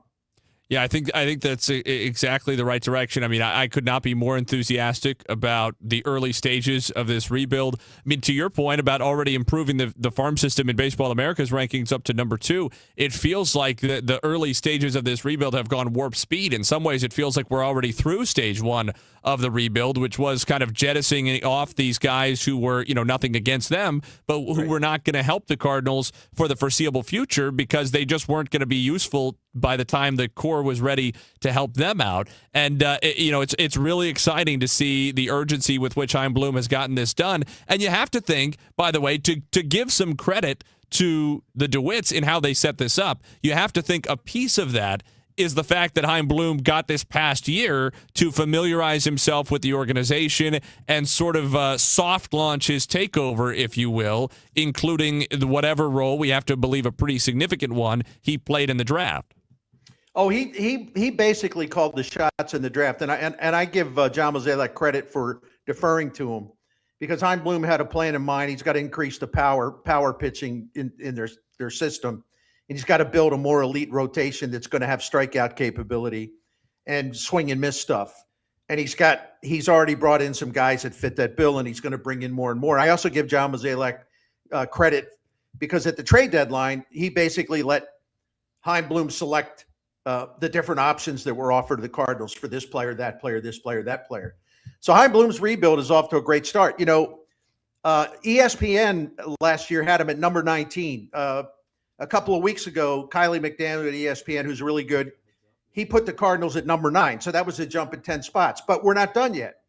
After the Donovan trade, where the Cardinals picked up 2 former first-round picks and a second-round pick and 2 more draft picks, Kylie McDaniel adjusted it and moved the Cardinals to number 7. So that's a jump of 12 spots from last year in less than a year. And you have to think that, that's not taking into account the value of those future draft picks, right? You have to think with 6 picks in the top 86 coming up this summer that the Cardinals could take another jump at that point. Well, that's right. And you can trade those B round or round B. The competitive balance picks, yeah. Yeah, you can actually trade them. You can trade them for established major league talent. And because they got those 2 picks, which I think, frankly, has been minimized locally, the importance of this, because they got those 2 picks, and they're going to have another $2.4 million to spend in their draft pool. That's a good point too. Yeah, we haven't talked about that at all. And that gives them flexibility to move around. Like let's say a really highly regarded prospect falls to them because other teams didn't think they could sign them. The Cardinals are going to have more money available to them to try to make an offer above slot to get a higher caliber player, which happens quite frequently in Major League Baseball for teams that have the higher level of draft pool money. And the Cardinals are going to be one of the leading teams going into this draft. So things are looking good on that front. But yeah, to circle back to what concerns us, when they are ready to win, and they will be ready to win, I have no doubt about that. They're going to need to supplement the draft and develop talent, the internal talent, with outside talent, which is exactly what Bill DeWitt has always done up until recently. That's what he did in the Jocketty, La Russa years, and then Jeff Luhnow came in. They were able to trade prospects to get good, even great veteran players, Edmonds, Rowland, Larry Walker, on and on and on and on. And Bill DeWitt wants to repeat that. But will he be able to spend as much as he wants to spend relative to the past where he did spend a lot more than he gets credit for? I don't know what impact this unstable TV situation is going to have on those particular decisions. They're off into the future a little bit. So I think it's silly to try to guess what the DeWitts will be doing, say 3 or 4 years from now in terms of payroll. That makes sense. Bernie, why don't you tell us about who's bringing you on today? Of course. By the way, go Salou. I was listening to you. They're exciting. They are exciting. 89% probability of making the tournament right now. Anyway, Saliga Heating and Cooling is a Daikin comfort dealer. It's been taking care of St. Louis families since 1927. That alone is a reason to call them. You got to be really, really outstanding at what you do. The same family, 4 generations, has owned this business for 100 years now, 1927. You think that they're really, really outstanding at what they do? I think they are, and I know this because the Miklas family's been calling Saliga for the last 18, 19 years and never had one complaint. And they come into your home. They are, first of all, their service is prompt. You need help, they're on the way. Also, they come into your home. They're professional. They're classy. They're patient. They explain your options. They identify the problem. They look for the least expensive solutions first. And then if that's not going to do it, then they'll explain more options. You can ask them 100 questions. They don't care. They want to earn your trust. They want to make you happy because they want you to be a regular client. And that's what we are. And that's how we came to be a regular client, because their service and their mannerisms and just the way they treat us, it was so great. So if you want to find out more about Saliga and get the phone number, just go to SaligaHeatingandCooling.com. Thank you. The Bernie Miklas Report on KMOX is sponsored by Saliga Heating and Cooling, a Daikin comfort dealer. This is the story of the one. As the purchasing manager at a manufacturing plant, she knows the only thing more important than having the right safety gear is having it there when you need it. That's why she partners with Grainger for auto reordering, so her team members can count on her to have cut-resistant gloves on hand, and each shift can run safely and efficiently. Call 1-800-GRAINGER, click Grainger.com, or just stop by. Grainger, for the ones who get it done. As a mom, comforting my family is what I do best. Vicks Vapor Stick provides soothing, non-medicated Vicks vapors in an easy-to-apply stick, and it dries fast, so there's no mess. I use it to comfort myself and my family. Thanks, Mom. Vicks Vapo Stick, soothing comfort for the whole family. And try Vicks Vapo Shower Max for steamy Vicks vapors when you need more comfort for yourself. Use this directive. Don't get lulled into believing the IRS is getting soft. It's just the opposite.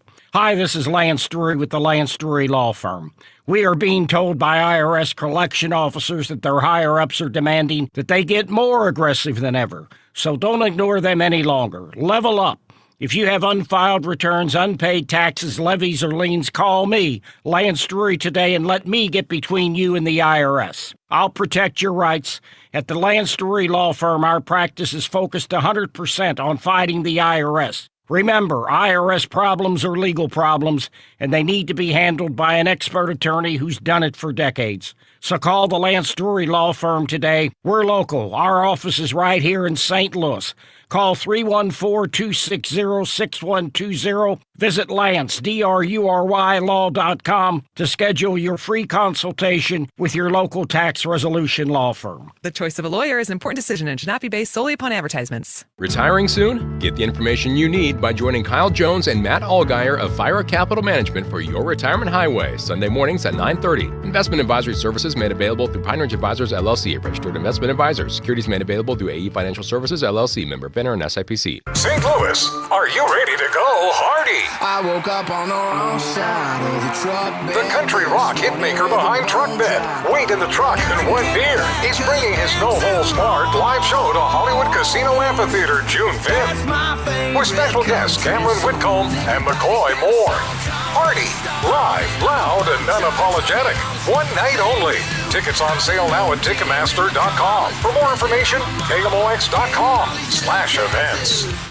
Do you owe back taxes or have unfiled tax returns? The IRS won't quit until they get your money. Here's great news, fresh from those in the know. Major changes have happened at the IRS. If you owe more than $10,000, you may be eligible for a 99% reduction of what you owe. Haven't filed a return for a while? Their happy clients are talking. The IRS was going to levy my bank account, but Guardian was able to prevent that and fix all my IRS issues. Thanks again, Guardian Tax. Need relief from crushing tax debt? The IRS now has special programs. Guardian Tax knows all about them. Personal or business, this is the fresh new brick you've been hoping for. We aren't the company you call when you need a hug because you're scared of the IRS. Guardian Tax is the company that wins when you need it most. Guardian Tax Service is really great to work with. They really help me out. I'd recommend them highly. Call now for a free confidential consultation. 800-499-6623. 800-499-6623. 800-499-6623. It's men's Billikens basketball action Saturday afternoon as they take to the court against LaSalle. Pre-game 1:45, tip at 2 on your home for Billikens basketball. KMOX.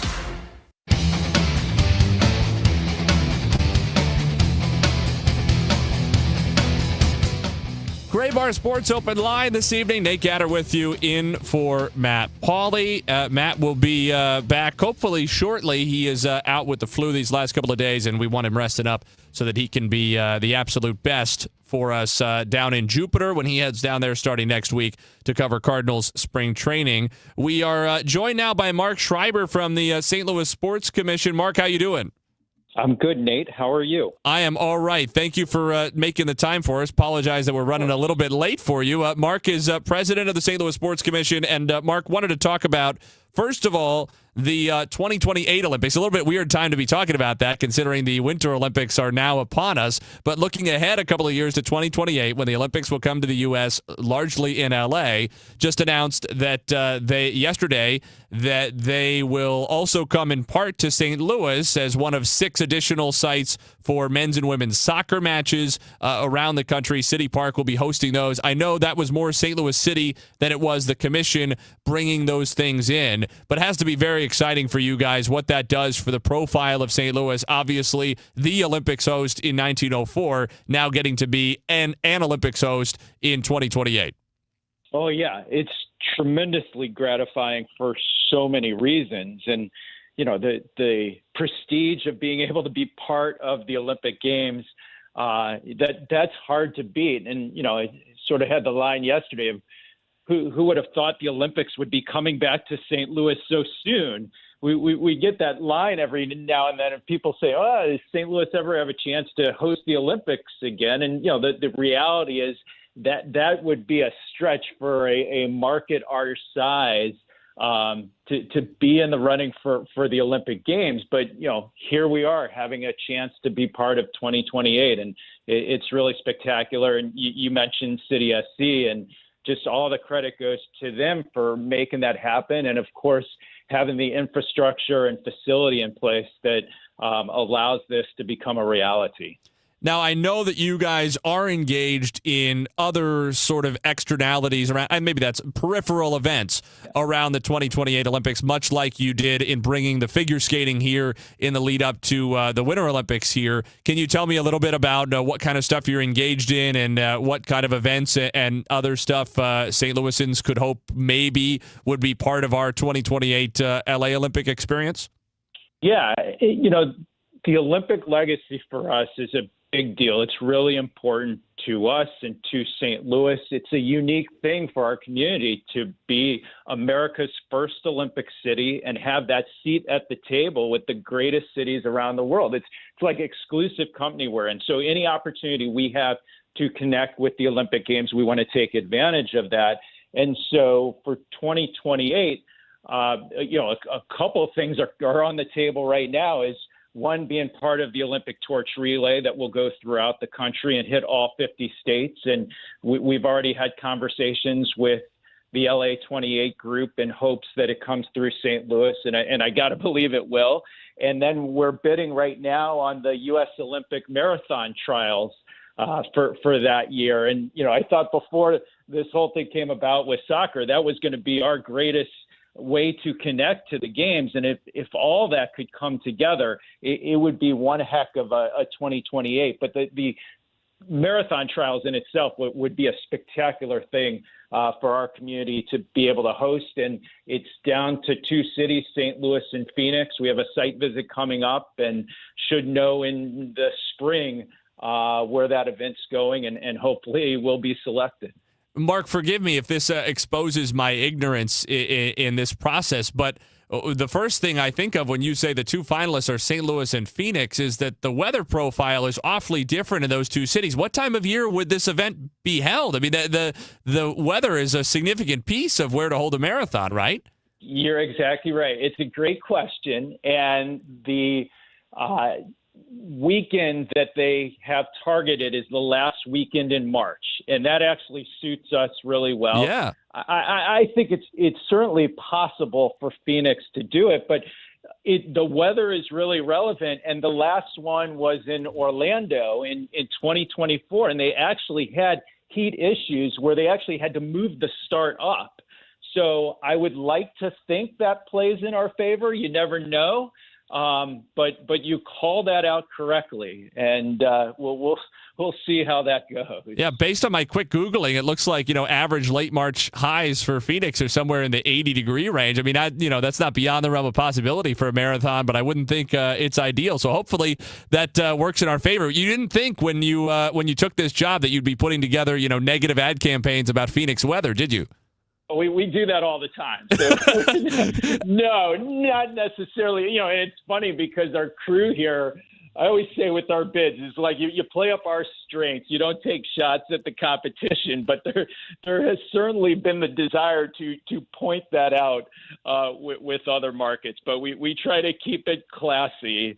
After all, sportsmanship's a big thing for us, so keep it classy as much as we can. Certainly. Mark Schreiber, president of the St. Louis Sports Commission, is with us on KMOX. Mark, just one more before I let you go. Outside of the Olympic sphere, is there anything else that's on the horizon that you're chasing that you can tell us about? I mean, obviously, we're going to have some other big outside events coming here. The Missouri Valley Conference is going to be the host for the first and second rounds of the NCAA tournament. Men's basketball tournament back here toward the end of March. But anything else that's on your horizon that you're chasing, that you're bidding on, that folks should know about? I could take you to the top of the hour with that, but I'll be quick, Nate. Just to fill you in, we've got the BMW Championship this summer at Belle Reve and the NCAA Wrestling Championships next March. But there's a bunch of things we're working on besides the Olympic trials for 28.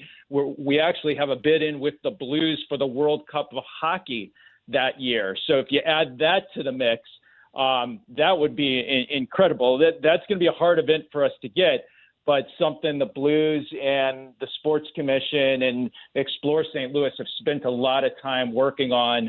We're also looking at 2031, the Rugby World Cup and the FIFA Women's World Cup. We're trying to get the U.S. Figure Skating Championships back for 2030. That bid's in its final stages. And then this summer, we'll be bidding on the next cycle of NCAA championships. So kind of starting fall 28, spring 29, trying to get basketball, wrestling, Frozen Four back here. And women's volleyball is a big one for us. We've never hosted that before. I'd love to see the NCAA women's volleyball championship come here. So there's a lot out there, a lot on the burner. Yeah, we appreciate it, Mark. I speak on behalf of all St. Louis sports fans when we say we really appreciate the work that you do in trying to bring the entertainment to our city. And frankly, I think I speak on behalf of all St. Louisans, whether they like sports or not, all you do to raise the profile of our city and keep it in the news and relevant nationally for all of these positive things that we can bring to the sports world and beyond. Thank you so much for being with us this evening, and best of luck in those pursuits. Thank you. It's very kind of you. We got great partners, and everybody in St. Louis should just be excited about the momentum we have going. Mark Schreiber, president of the St. Louis Sports Commission, joining us here on Gray Bar Sports Open Line this evening on KMOX. I imagine a name that not that many St. Louis sports fans know, but he does a huge amount of work, and the commission does a huge amount of work behind the scenes to ensure that things come here. So if you're somebody who's excited about the NCAA tournament being here, who's excited about the possibility of the torch or those marathon trials coming through here, who's excited about the other NCAA championships, who enjoyed that figure skating that we had, the gymnastics that we've had recently at Chaffetz Arena. All of those things are a credit to Mark and to the St. Louis Sports Commission and the work that they do on behalf of our city. We'll take a break and wrap up the first hour. When we return, this is Gray Bar Sports Open Line on the voice of St. Louis, KMOX.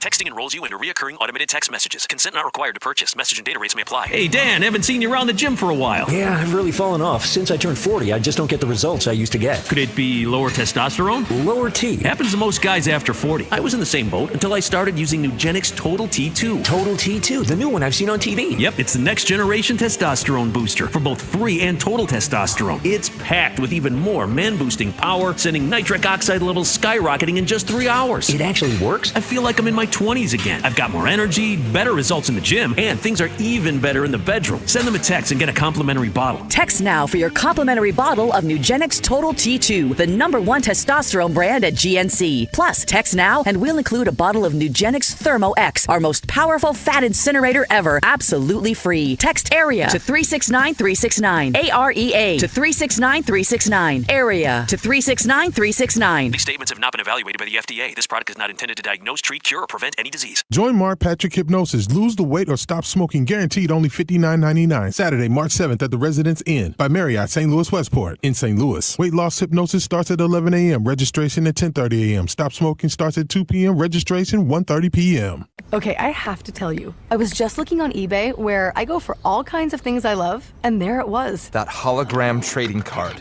One of the rarest. The last one I needed for my set. Shiny like the designer handbag of my dreams. One of a kind. eBay had it, and now everyone's asking, ooh, where'd you get your windshield wipers? eBay has all the parts that fit my car. No more annoying. Just beautiful. Millions of finds, each with a story. eBay. Things people love. Spreadsheets, clunky software, 100 different logins just to run your business? Ah. There's a better way. Odoo. One simple, connected platform that handles sales, inventory, accounting, and more, so you can focus on growing, not juggling.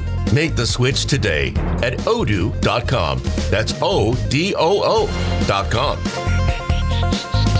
Looking for your dream home in Wentzville? Welcome to Sutton Farms by Lombardo Homes, where community and comfort come together. Enjoy resort-style living with a private clubhouse, indoor courts, a splash pad, sand volleyball, walking trails, and even a dog park. Design your own custom home in our Parkside, Nature, or Tradition series, all within the top-rated Wentzville School District. Discover the perfect blend of small-town charm and modern convenience at Sutton Farms, located off Piney Road in Wentzville. Visit lombardohomes.com to learn more. Texting privacy policy and terms and conditions posted at textingterms.us. Texting enrolls you for recurring automated text marketing messages. Message and data rates may apply. Reply stop to opt out. This is an important message for all parents of teens. If your teen or preteen is or has been addicted to social media sites such as Instagram, Facebook, Snapchat, TikTok, or YouTube, and they have suffered from eating disorders, body image issues, anxiety, depression, or suicidal thoughts, you may be eligible to participate in a lawsuit for significant compensation. Disclosures by a Facebook whistleblower show Instagram and Facebook know their social media platforms were highly addictive and may have caused eating disorders, body image issues, depression, and suicidal ideation. It appears these social media companies knew they had been causing serious harm to kids, but have done little to stop it. If your teen has been harmed by social media like Instagram, Facebook, Snapchat, TikTok, or YouTube, then you could be eligible for significant compensation. If you'd like to discuss a lawsuit, text LEVEL to 323232. LEVEL to 323232. LEVEL to 323232. Paid non-attorney spokesperson, Media Advertising Specialists, LLC, is responsible for the content of this ad with principal offices in Chicago, Illinois. Soulard is going to the dogs. Make sure to bring your four-legged friend to the streets of Soulard for the 33rd annual Purina Pet Parade, the world's largest costume pet parade. It all starts at 12th and Allen, Sunday, February 8th at 1 p.m. And KMOX's own Dave Glover will be leading the pack as the parade's Grand Marshal. Sign up today to march in the parade with your dog. The event supports Open Door Animal Sanctuary. For more details, PurinaPetParade.com. Don't miss this annual St. Louis Mardi Gras tradition, sponsored by Purina. Still here, still trusted. The voice of St. Louis, KMOX. Wrapping up Gray Bar Sports Open Line this evening in the first hour. We'll have a whole other hour to come, including a visit with Aaron Schatz at 7:20. He covers the NFL for FTN Fantasy and ESPN Plus. Talking with him about the Super Bowl coming up on Sunday. The Seahawks and the Patriots from Santa Clara, the home of the San Francisco 49ers. Second time that stadium has hosted the Super Bowl. Super Bowl 60 this year. It was Super Bowl 48 that they hosted the first time. It was the Broncos when they rolled to the title that year over the Carolina Panthers. And speaking of which, we're going to chat with Ryan Harris on Friday night here on Gray Bar Sports Open Line about the Super Bowl. He played in and won that Super Bowl starting on the offensive line for the Broncos, blocking for Peyton Manning. So he was a champion not only in the Super Bowl, but in a Super Bowl at Levi's Stadium. He'll be covering it for Westwood One Radio on Sunday. So on Friday, he's going to visit with us over the phone and talk about that game. And then on Monday, it'll be in a Bridge Sports Open Line because Monday, our first show after the Super Bowl, we'll have the St. Louis Billikens Coaches Show with Josh Schertz from 6 to 7. Then I'll be in for Gray Bar Sports Open Line 7 to 8. And Ryan Leaf, former NFL quarterback who also covers the league for Westwood One, will be with us then. And so we'll get his thoughts after the game. Maybe see if we can pull in a couple of more guests as well. I mean, it's a Super Bowl, so we got to see what we can do. We will talk about that with Aaron coming up afterwards. It feels like the Seahawks are, of course, the favorites. It feels like they're becoming heavier favorites with each day that passes. I'm a little bit surprised by that because of what the Patriots have showed us. But I do feel the Seahawks have the better chance to win the game. It feels like it would probably take a significant negative performance from Darnold. He would have to hurt them to the point that they would lose the game. But we'll talk about that. Maybe first segment out of the break here. When we go into the second hour, we will talk about the Super Bowl and the outlook on it. Kyle Sixta will get his thoughts as well, producing things here in our studio. Though keep in mind when we talked to him that he did not accurately predict the Super Bowl matchup. I did. At the time, I said the Seahawks over the Patriots, and I'm going to sneak preview. I'm going to stick with that. So, whether you want to trust me or Kyle, I don't know, but, it's up to you, but just take that in mind. We'll probably get some Kyle Cardinals thoughts as well. We will talk about St. Louis Billikens basketball in the second hour because, again, I just feel like we can't talk about them enough. They should be getting a lot more, and I think they are getting the love from the community now that they deserve, right? They're getting sellouts, including, I talked about it, a sellout. Actually, I think technically last I saw it was a sellout, but for one seat. There was a single seat left that you could buy from the university on Ticketmaster. I assume that's been purchased since. That was several hours ago, maybe even last night. I don't remember whether it was this morning or last night. But one way or another, we're calling it a sellout on Saturday against LaSalle, 2 o'clock tip-off. We'll have the pregame here on KMOX starting at 1:45 Saturday afternoon. And the Billikens are getting that love, sellouts against, totally non-marquee A-10 opponents like LaSalle. Huge secondary market ticket prices. Maybe not what they were against Dayton, but more than half of what they were against Dayton, at least on the day of the game. But I don't think they're getting enough love over the airwaves. I don't think they're getting treated the way they should right now as clearly the preeminent team in the city at the moment. So more Billikens, Super Bowl, Cardinals coming up in the second hour. Stay with us. Gray Bar Sports Open Line on KMOX. Time now for today's Spotlight on Health Trends, sponsored by Lenseek. Adding a banana to your berry-based smoothie may peel away the health benefits. A UC Davis study finds the enzyme polyphenol oxidase in bananas cuts the absorption of flavonols, compounds crucial for heart and brain health, by up to 84%. Instead, replace bananas with low PPO ingredients like pineapple or yogurt. Bananas remain a healthy food and can be eaten separately from high flavonol foods. I'm Margie Schaefer. As the owner, coach, and quarterback of your small business, you call the shots. From inventory to payroll and more. Now it's time to bring in Lenseek, your funding MVP. No delay of game here. Get up to $2 million in as fast as 24 hours for business lines of credit or term loans. Let Lenseek's AI marketplace assist you in making the winning play and score that touchdown. Apply at lenseek.com, LENDSEEK.com.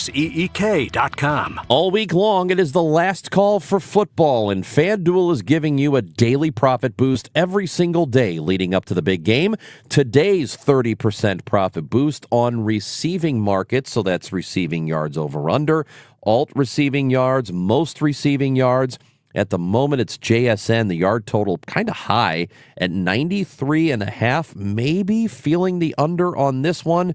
All you have to do is opt in each day and place an eligible bet to use that day's profit boost. So whether you're locking in an early line, riding with your favorite prop, whatever it is you're doing, FanDuel's giving you a way to really get involved. Play your game with FanDuel, official sportsbook partner of Super Bowl 60 and KMOX. 21 and over and present in Missouri. Opt-in required. Bonus issued as non-withdrawable profit boost tokens. Restrictions apply, including any token expiration and max wager amount. See terms at sportsbook.fanduel.com. Gambling problem? Call 1-800-GAMBLER. This is the story of the one. As an HVAC technician, he and his digital multimeter are in high demand. So when a noisy office HVAC turns out to be a failing blower motor, he doesn't break a sweat.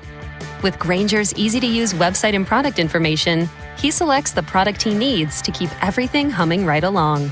Call 1-800-GRAINGER, click Grainger.com, or just stop by. Grainger, for the ones who get it done. It's your captain speaking. To the passenger with the Mirror Fast soft chews, smart move. No way am I letting travel constipation ruin this trip. Can't blame you. Mirror Fast works fast, but without the harsh side effects. Since I'm such a smart traveler, can I move to first class? No. Close the curtain, Carol. From the makers of Miralax, new Mirafast soft chews work naturally with your body in as little as 30 minutes to give you a comfortable go on the go. Find Mirafast today at your local retailer. Use as directed for occasional constipation. Contains magnesium hydroxide. Celebrating 100 years of informing and entertaining. KMOX AM St. Louis. KMOX FM Hazelwood. The voice of St. Louis. This is CBS News on the Hour, your home for original reporting. I'm Jennifer Kuiper. There is increased law enforcement activity outside the Tucson, Arizona home of Nancy Guthrie after her disappearance last weekend. CBS's Jonathan Vigliotti is there. The sheriff's department arrived here on scene. With them, they brought a canine. They are now searching this entire property. They have taped it off. CBS News has just learned that the FBI is now sending in additional personnel.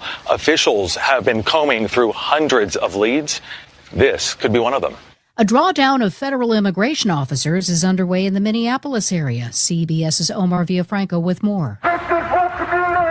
After weeks of protests fueled by heightened immigration enforcement in Minnesota, this is smart law enforcement, not less law enforcement. Today, Border Czar Tom Homan announced that roughly 700 federal agents are being pulled out of the state immediately, leaving over 2,000 federal officers on the ground. Who Homan says will carry out targeted operations.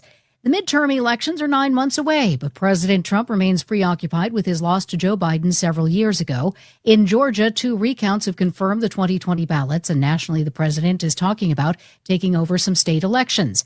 CBS's Weijia Zhang says that would be constitutional battle like few we've ever seen. New body camera video obtained by the Atlanta Journal-Constitution shows FBI agents searching the Fulton County Election Center. I got one way or the other, the records are coming with us today. President Trump, who continues to falsely claim the 2020 election was rigged, sent National Intelligence Director Tulsi Gabbard to Fulton County to oversee that unprecedented raid. And he personally thanked the agents afterward in a call set up by Gabbard, alarming Democrats. The Supreme Court allows California to use a new voter-approved congressional map that is favorable to Democrats in this year's elections, rejecting a last-ditch plea from state Republicans and the Trump administration.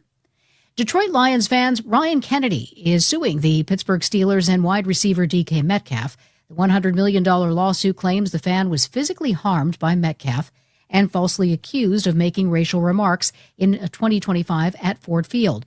Kennedy's attorneys have released a statement saying that allegations Kennedy used racial slurs toward Metcalf are completely false. Attorney Jonathan Marco. He was assaulted by an individual who was the star, one of the stars of the game, who felt so able to do this with the eyes of Detroit, Pittsburgh, and the country watching him. This is CBS News. Real crimes, real justice. Follow and listen to 48 Hours on the free Odyssey app or wherever you get your podcasts.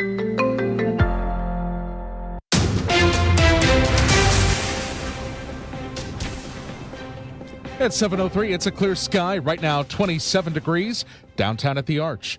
7 years after the Blues championship run, Layla Anderson tonight is inducted into the St. Louis Sports Hall of Fame. While she became a household name as a child battling a rare disease, she has spent much of her time since then working with Project 55 to support other pediatric patients. Anderson says her transition back to a normal life was made possible by a group of mentors and friends who kept supporting her long after the championship cameras stopped rolling. The incredible part of all of that is the relationships I gained with not only NHL players, but people in like the broader NHL community. Those relationships were not just for cameras. I have so many incredible people guiding me today. Her honor as a sports inspiration reunites Anderson with fellow inductee Pat Maroon, the former Blues forward who remains a friend. The dispute over Missouri's high school sports rules is raising new concerns potentially about the independence of nonprofit associations across the state. MISHA, the State High School Activities Association, is framing a proposed state takeover of what's now a private organization staffed by school districts as a move that should worry those beyond the athletic fields. While this is about preserving the future of high school sports and activities for our association, our schools, and our students, this issue is bigger than that. MISHA Executive Director Jennifer Ruckstad. If you are involved in any other independent nonprofit, consider the line that will be crossed if the state is successful in taking control of this association. The state takeover push follows an investigation by the Missouri Attorney General into allegations of discriminatory board selection practices, which MISHA leadership continues to defend as legal diversity efforts. A large study of U.S. veterans found the most recent COVID vaccines provide strong protection against hospitalization and death months after vaccination. CBS News medical contributor Dr. Celine Gounder on this new study found in the Journal of the American Medical Association. Researchers studied nearly 8,500 adults who were sick enough to be hospitalized across the United States. All of them came to the hospital with symptoms that could have been COVID. Some patients tested positive for COVID, others tested negative, and were used as the comparison group. This kind of study is often used to see how well vaccines work in real-world settings. The study found that people who had received the updated COVID vaccine were less likely to be hospitalized with COVID than people who had not been vaccinated. Researchers say COVID-19 remains a public health threat, killing as many as 63,000 people last year. Only about 23% of people received last year's COVID shot. Fred Bottomer, KMOX News. And the Illinois governor says he wants to make sure his state is preventing disease. J.B. Pritzker says since President Trump pulled out of the World Health Organization, he's acting on his own. Pritzker accuses the Trump administration and Health and Human Services Secretary Robert F. Kennedy Jr. of not believing in science. So we've joined the World Health Organization's Global Outbreak and Response Network, and that allows us to be notified when there are outbreaks across the world. And Pritzker adds, while Illinois wants to prevent diseases, the Department of Health and Human Services in Washington under President Trump apparently does not think enough of Illinoisans to see that they are protected. Maria Aquina, KMOX News. The forecast from Dave Murray for tonight, a clear sky, low 17 degrees. For tomorrow, a little better, but still cold, high of about 40. Tomorrow night's low 33. For Friday, close to 50.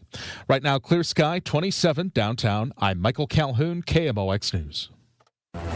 Welcome back to the Gray Bar Sports Open Line. Once again, Matt Pauley on KMOX. Matt Pauley is out this evening. He is under the weather, hopefully back soon. And at the very least, we expect to get him back next week when he will be down in Jupiter to get our Cardinals spring training coverage going here on KMOX. 100% for that. So we are sending Matt all of our well wishes as he gets well, and feel free to get in on that. In addition, from home. Nate Gatter with you in his place this Wednesday evening as Gray Bar Sports Open Line continues. Aaron Schatz will be with us in just a little under 15 minutes talking about the Super Bowl. We're going to get that conversation going early with Kyle Sixta, who's producing things here in our downtown studio. Kyle, let's start with your penance to our listeners who relied on you when you told them the Rams were going to beat the Seahawks and win the Super Bowl, and that didn't happen. So what do you have to say to them? If anyone followed my take that the Rams are going to win the Super Bowl, I apologize. Never do it again. I don't think that's a very wise decision. But yeah, I definitely thought the Rams had the edge on the Seahawks, and it just didn't turn out that way. It was a great game, by the way, Nate. That was awesome. I will say you were right when we talked about Patriots-Broncos that Pat Surtain, Riley Moss, whatever, an individual target on the Denver side was not going to be the story of the game, though I don't think you predicted that it would be because the story of the game would be a big old snowstorm that came out of nowhere in the second half and dictated a lot of that game. Before we get into the Super Bowl, let's go back. I realize this is a week and a half old now, but let's touch on that AFC Championship game. And in the midst of the wider conversation that's always going on of NFL teams wanting new stadiums perpetually and mostly wanting to build some version of the same indoor stadium that everybody else is building, and presumably the Chiefs are going to do mostly the same thing when they go to Kansas and make that move when the stadium is ready in a few years' time. What are your thoughts on indoor versus outdoor stadium, and whether you as a fan enjoy the kind of game that we saw in the AFC Championship, and whether that's good for the NFL, good for football? It's a good question because as a fan, I enjoy the snow games. I enjoy when the weather is a factor like that. I mean, both teams are going through the same situation, so you can't really say like it favors one team over the other. You're playing on the same field with the same, snowfall that's going on. With that being said, if I'm a fan of one of those two teams, which I'm not, I would be really upset if that's why my team's season came to an end because, the crazy snowfall comes out of nowhere, and all of a sudden Drake May is throwing for 86 yards in a game, and Jarrett Stidham, obviously not their starting quarterback, but can't really get anything going when the snow does come. It's just a bit frustrating, and it makes you think, if you're a Broncos fan, like, was that the reason we're out in the Super Bowl? When it comes to the same stadium, as teams building the same stadiums with a roof, I'd feel like that's a little bit boring. What do you think, Nate? Yeah, I don't like it.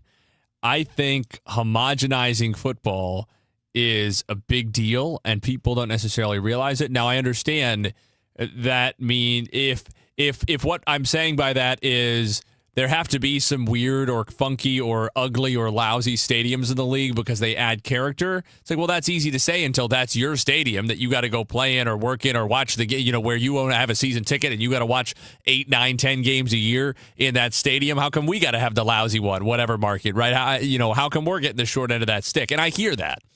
But I don't think it's good. Let's put it this way. If the Chicago Bears move to the suburbs, even if that's Arlington Heights, let alone if that's Northwest Indiana,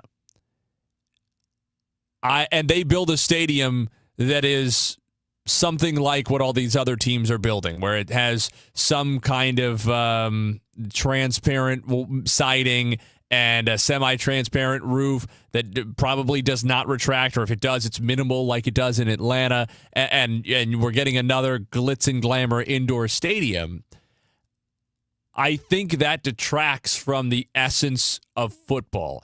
Not because it's bad for those stadiums to exist no matter what, but because it's bad for the Chicago Bears to be playing in that kind of environment. Right? I mean, how far are we from only a handful of teams having outdoor stadiums? How far are we from those teams all being southern good weather teams, except for the Packers, who I assume are not going to go indoors? Although, if everybody else in northern climates goes indoors, there's going to be pressure even on the Packers to do it, because it's the kind of thing where then how are you going to get a free agent receiver to come to Green Bay if he's worried about December and January snow games and how that might hurt his statistics and how it might hurt his career, his chances at Pro Bowls, his chances at all-pro teams, his chances at the Hall of Fame, how it might affect his bottom line, his paychecks. At a certain point, pressure grows. So, to me, it would be a crime to see Green Bay, Chicago, to a lesser extent, like Seattle, playing inside. Seattle's different. I mean, you're not talking about snow games in the same way, but just the ambiance of it would not be the same. Denver playing inside, not looking forward to that. Pittsburgh, Philadelphia now is rumored to have a new stadium potentially in the works as soon as 5, 6, 7 years from now. I would not be interested in seeing Philadelphia play indoors. New England, like, none of that is appealing to me as a fan. And to me, I get what you're saying, that bad conditions add an element of randomness, right? It's why,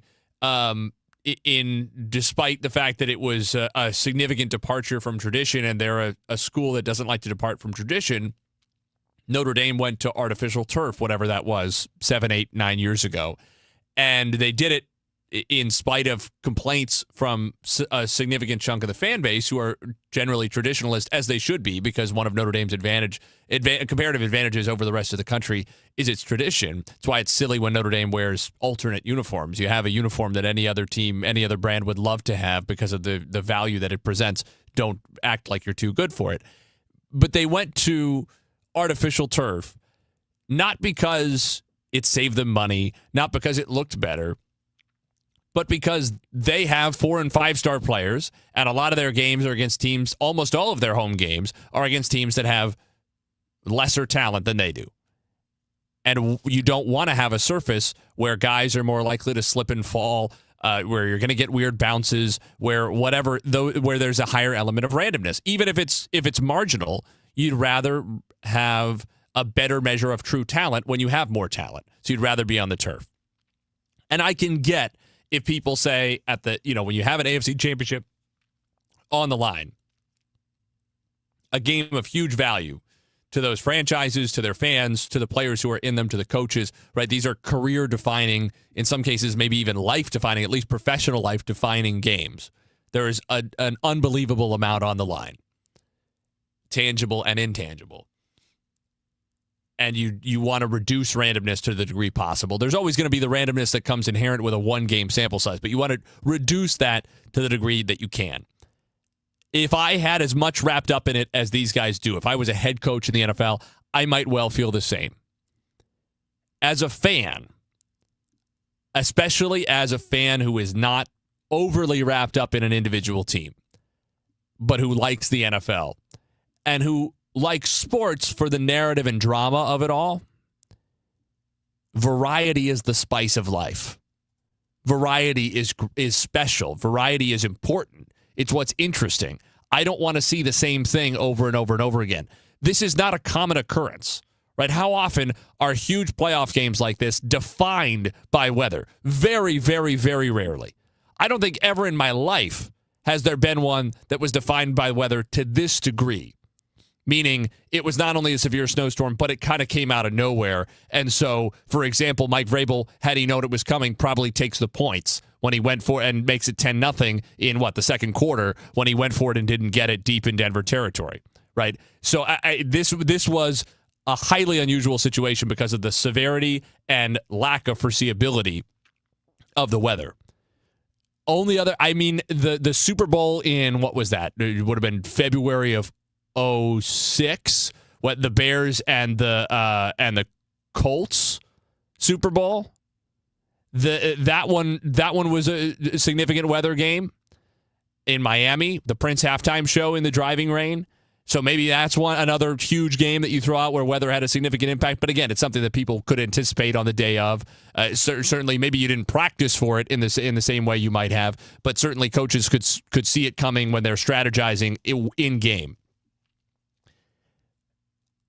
I just don't care about that stuff enough for it to outweigh the entertainment factor. This is a game now that's going to stand out in memories, right? We could talk 20 years from now, and you might struggle if I said, who was the AFC championship game? Who played it in January 2026? You'd probably be like, hell if I know, right? But if I said, you remember that AFC championship snow game where it got crazy in the second half? You're going to be like, yeah, New England and Denver. And Vrabel could have taken the points in the second quarter, and he didn't. And then the Patriots couldn't move the ball, right? I had that wrong. Obviously, Peyton should have taken the points. Sorry. Peyton should have taken the points. And then Denver couldn't move the ball in the second half. You're going to remember it immediately, right? It's going to stand out. It has it occupies a certain place then in the football zeitgeist. Not to say that every AFC championship game isn't a big deal, but they come and go. There's one a year. There's not one of those every year. And I think that's cool. There's also something to be said. And I get why in the AFC Championship this is not the right time. So I'm not saying this is the strongest argument.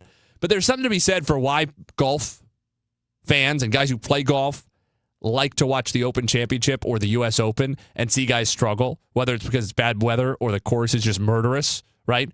We like to watch professional golfers who we know are elite hack it around a little bit, like they're playing on a Sunday afternoon with you and your buddies.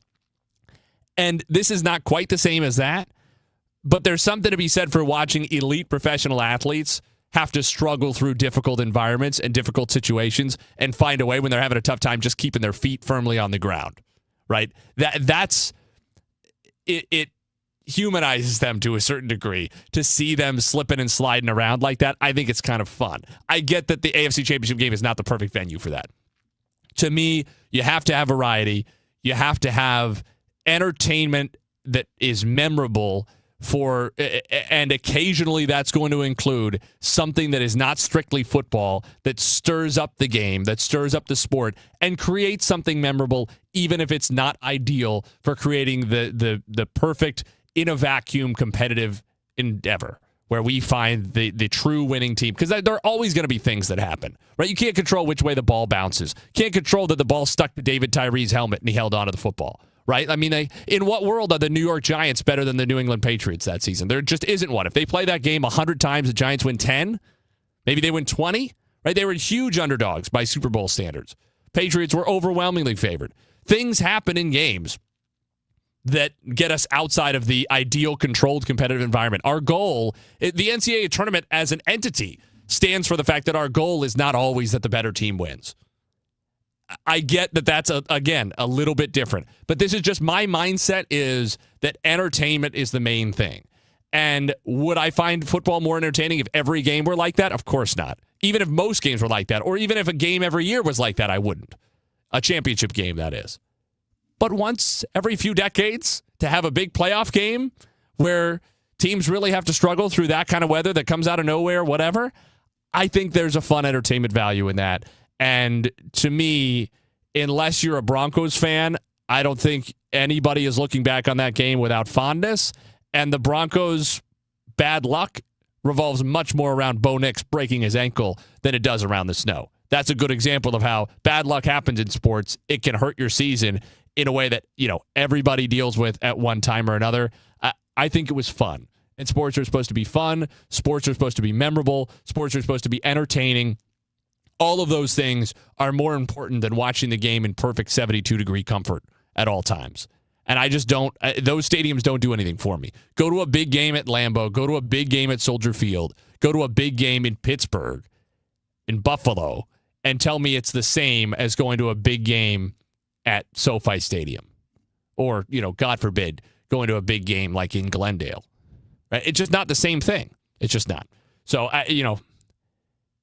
if we fell in love with football as kids in part for the epic warrior stories told by NFL films, right? Imagine the ice ball was played inside. It just doesn't hit the same, does it? So just keep that in mind. I get sometimes a big game decided that way might be annoying, but just keep in mind what you're sacrificing over the long haul if what you end up with is decades and decades and decades of football games that mostly look and feel the same, as compared to the variety that keeps us living and makes games stand out in memories and be passed down generation to generation as these great stories. It almost always has something beyond just the football that makes them stand out, and weather can be one of those things that spices things up. We're late again. This is every hour. Kyle is not doing a good job of producing the show, clearly, because we're behind schedule again. Aaron Schatz is going to be with us after this talking Super Bowl. You're on KMOX. Texting privacy policy and terms and conditions posted at textingterms.us. Texting enrolls you for recurring automated text marketing messages. Message and data rates may apply. Reply stop to opt out. This is an important message for all parents of teens. If your teen or preteen is or has been addicted to social media sites such as Instagram, Facebook, Snapchat, TikTok, or YouTube, and they have suffered from eating disorders, body image issues, anxiety, depression, or suicidal thoughts, you may be eligible to participate in a lawsuit for significant compensation. Disclosures by a Facebook whistleblower show Instagram and Facebook know their social media platforms were highly addictive and may have caused eating disorders, body body image issues, depression, and suicidal ideation. It appears these social media companies knew they had been causing serious harm to kids, but have done little to stop it. If your teen has been harmed by social media like Instagram, Facebook, Snapchat, TikTok, or YouTube, then you could be eligible for significant compensation. If you'd like to discuss a lawsuit, text LEVEL to 323232, LEVEL to 323232, LEVEL to 323232. Paid non-attorney spokesperson, Media Advertising Specialists, LLC, is responsible for the content of this ad with principal offices in Chicago, Illinois. This is the story of the one. As the purchasing manager at a manufacturing plant, she knows the only thing more important than having the right safety gear is having it there when you need it. That's why she partners with Grainger for auto reordering, so her team members can count on her to have cut-resistant gloves on hand, and each shift can run safely and efficiently. Call 1-800-GRAINGER, click Grainger.com, or just stop by. Grainger, for the ones who get it done. Why'd I go to the doctor? Working on the farm, my heart kept skipping a beat. I didn't think much of it, but my daughters made me get checked out. Turns out I have atrial fibrillation, which increases the risk of stroke about 5 times. Symptoms like irregular heartbeat, heart racing, chest pain, shortness of breath, fatigue, or lightheadedness can come and go. But if it's AFib, the risk of stroke remains. If you have symptoms, contact a doctor. I'm so glad I did. Visit notimetowait.com. Sponsored by Bristol-Myers Squibb and Pfizer. Save big now during Menard's Super Savings Sale. Brighten your home with a 3-panel LED light bulb, now just $1.99. Stay warm with a hardwood firewood bundle, only $3.99. Stock up with Clorox All-Purpose Cleaner, just $2.99. A 16-pack of Zest Bar Soap is only $7.99. Hurry, these great deals won't last long. Sign up for Menard's emails to get the weekly flyer plus exclusive daily flash sales right to your inbox. Save big money at Menards. St. Louis has a voice. This is KMOX, the voice of St. Louis. That voice has shared our stories from headline to history. The St. Louis Blues are the Stanley Cup champions. From moment to memory. Now there is only one Berlin. Among those voices, Wendy Weiss. We'll have more on a troop deployment to Bosnia. Working at KMOX is an honor and a responsibility to represent this community. It's one we take seriously. KMOX, the voice of St. Louis. Built on a century. Focused on today. The voice of St. Louis. KMOX. Gray Bar Sports Open Line continues this Wednesday evening. Nate Gatter with you in for Matt Pauley. We are joined on the phone by Aaron Schatz, who covers the NFL for FTN Fantasy, where he is Chief Analytics Officer, also an NFL analyst on ESPN+. You can follow him on Twitter at @ASchatzNFL. That's ASCHATZNFL. Aaron, thanks so much for being with us. Hey, thanks for having me on. Well, obviously, we're talking about the only game left in town, the only top-level football game left until the calendar turns us to August and into September, depending on whether you count preseason. Seahawks and the Patriots in the Super Bowl on Sunday. My producer, Kyle, and I have been talking about it over the last several minutes. And, you know, it makes sense to me that the Seahawks are favored, especially because of how that defense has looked at times this year. But it feels as though every passing day, the Seahawks, whether in the line or just in the way the game's being discussed, become stronger and stronger favorites. Are we in danger of looking past the kind of season the Patriots have had? I'm not sure. I don't think the line has moved that much. It's still 4.5 as far as I know. Yep. And I think that what's interesting about this game is that people underestimate both teams. Seattle, by my numbers, was a historically good team, like one of the best teams I've ever measured in almost 50 years of play-by-play breakdowns. But the Patriots have been so much better in the last 2 or 3 months compared to what they were before then that they've sort of transcended that easy schedule they played this year, and they are a very legitimate opponent, even though the Seahawks are so good.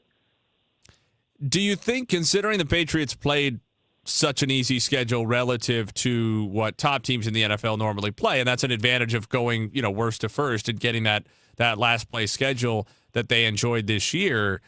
Do you think that they are, to a certain degree, relatively untested for a Super Bowl team, especially because then they went through, the Chargers with where Justin Herbert had maybe his worst game of the year. They went through C.J. Stroud and all the interceptions. Now, that's not to take away, what the Patriots did to cause those situations. Then they go into Denver and they get a team with a starting quarterback who's hurt and play in a huge snowstorm in the second half. I mean, does that give you pause about the Patriots coming onto this stage to play against the Seahawks, that this is a team that just hasn't done much of this year?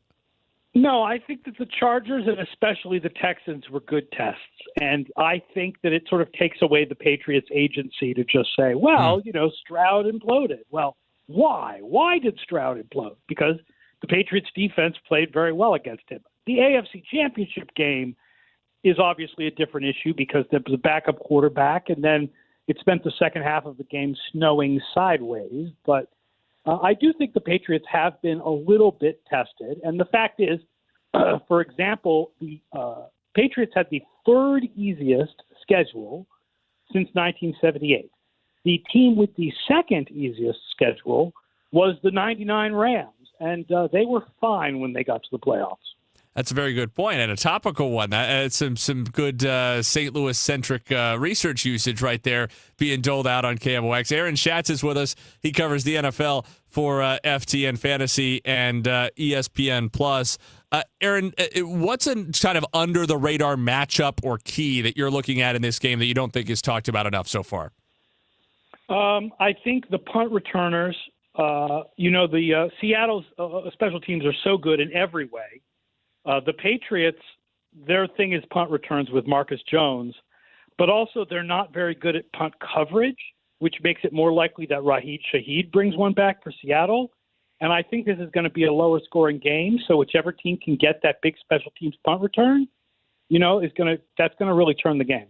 Yeah, Shaheed's at 3 return touchdowns already between kicks and punts just since Seattle acquired him 6-7 weeks into the season after Torrey Horton got hurt. So certainly he's been a huge difference maker. Do you think this is getting away from things a little bit? But, the Rams were involved in the NFC Championship game and the Packers were in the playoffs, and I'm a Packers fan, so I'm going to ask this question anyway.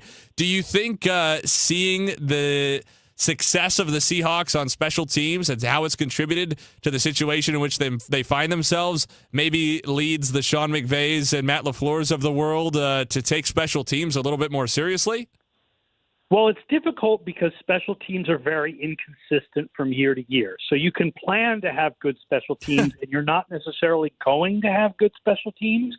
But I would hope that, coaches do want to put a little bit of emphasis on that and you want to be above average in every way, right? I think the best teams are the most balanced teams. And when I say above average in every way, that includes special teams. Aaron, let's dive again into what's going on here in this Super Bowl coming up on Sunday. The Patriots and the Seahawks facing off. One of the things that stands out to me about the Seahawks defense is how many young guys have made a big difference. Nicky Manwari stands out the most, and he has been excellent in the playoffs as he has been really the whole year. Rookie second rounder. On the other hand, though, how many old guys have played a big role? They got 3 guys up front on the defensive line who have played 10 years or more in the NFL. And, Leonard Williams having, one of the best seasons of his career. He's been around a long time. How the Seahawks were able to put together this defense with a combination of youth and then, by NFL standards, senior citizens. What strikes me about the Seahawks defense is, first of all, how well schemed it is by Mike McDonald. Second of all, how quiet they are as personalities. Most of the great defenses in NFL history have had big, larger-than-life personalities on them. This defense doesn't. You don't know anything about Devin Witherspoon. You don't really know anything about Ernest Jones. You don't really know anything about Leonard Williams. These are not Richard Sherman-type personalities. These are not 85 Bears-type personalities. They just play awesome. That's it. They just play awesome. It's a really good point, especially because you could compare it. You mentioned Richard Sherman. You could compare it directly to the Legion of Boom and how different the culture was, the personalities were, and as a result, how different the narrative was around that team. I think everybody says the Seahawks have a great defense, but it's not in the same kind of colorful language that it would have been around the Legion of Boom, as noted by the fact that I'm calling them the Legion of Boom, and now I'm just calling them the Seahawks defense, right? That kind of tells the story right there. And some of it is probably because, look, there has to be some color for the great NFL writers to come in and do profiles on them that lead to names like Legion of Boom, and that just isn't around this defense, but it takes nothing away from how well they're playing. By my numbers, this defense is better than the defense was in 2013. Wow. So let's talk about it from the Patriots' perspective then as the underdog. For the Patriots to pull off an upset in this game, blank must happen. They got to blitz the heck out of Sam Darnold, and he's got to play badly against it. And how does that look for Darnold? I mean, I know one of the things people have talked about with Darnold is he's great off play action, and if you take that away, that he's much, much more mediocre. Do you think that it's as simple as that, or does that reduce things too much? The first thing I'll say is that the Patriots have been blitzing a lot more in the playoffs, something like 40% of all pass plays. Darnold was only 23rd in my DVOA ratings on blitzes this year. And even against the Rams in the NFC Championship game, when he was good overall, he struggled against the blitzes. So if there is a storyline and the Patriots win this game, it probably will be that their blitzes got to Darnold.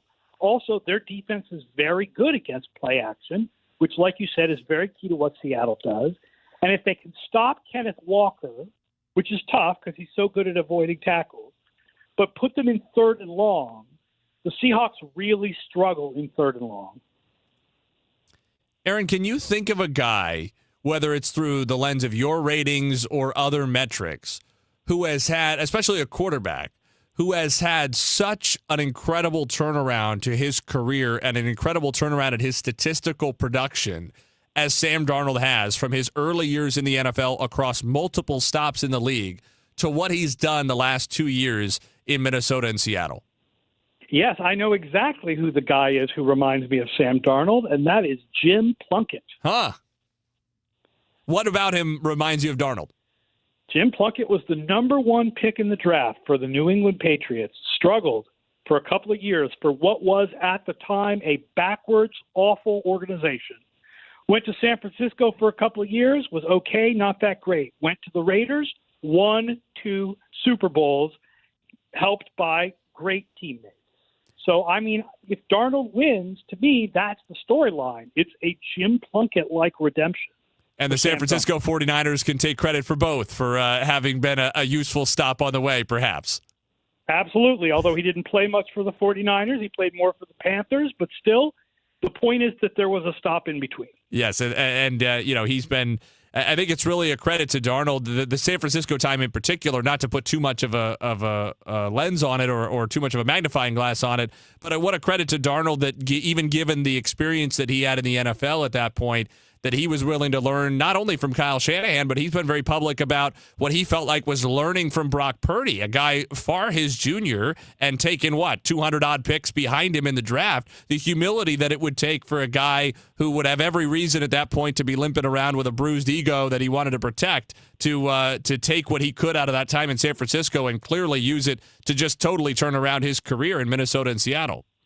Yeah, absolutely. It's a great storyline. If the Patriots win, then you have the great young quarterback storyline, right? Like Dan Marino couldn't do it as good as his second year was.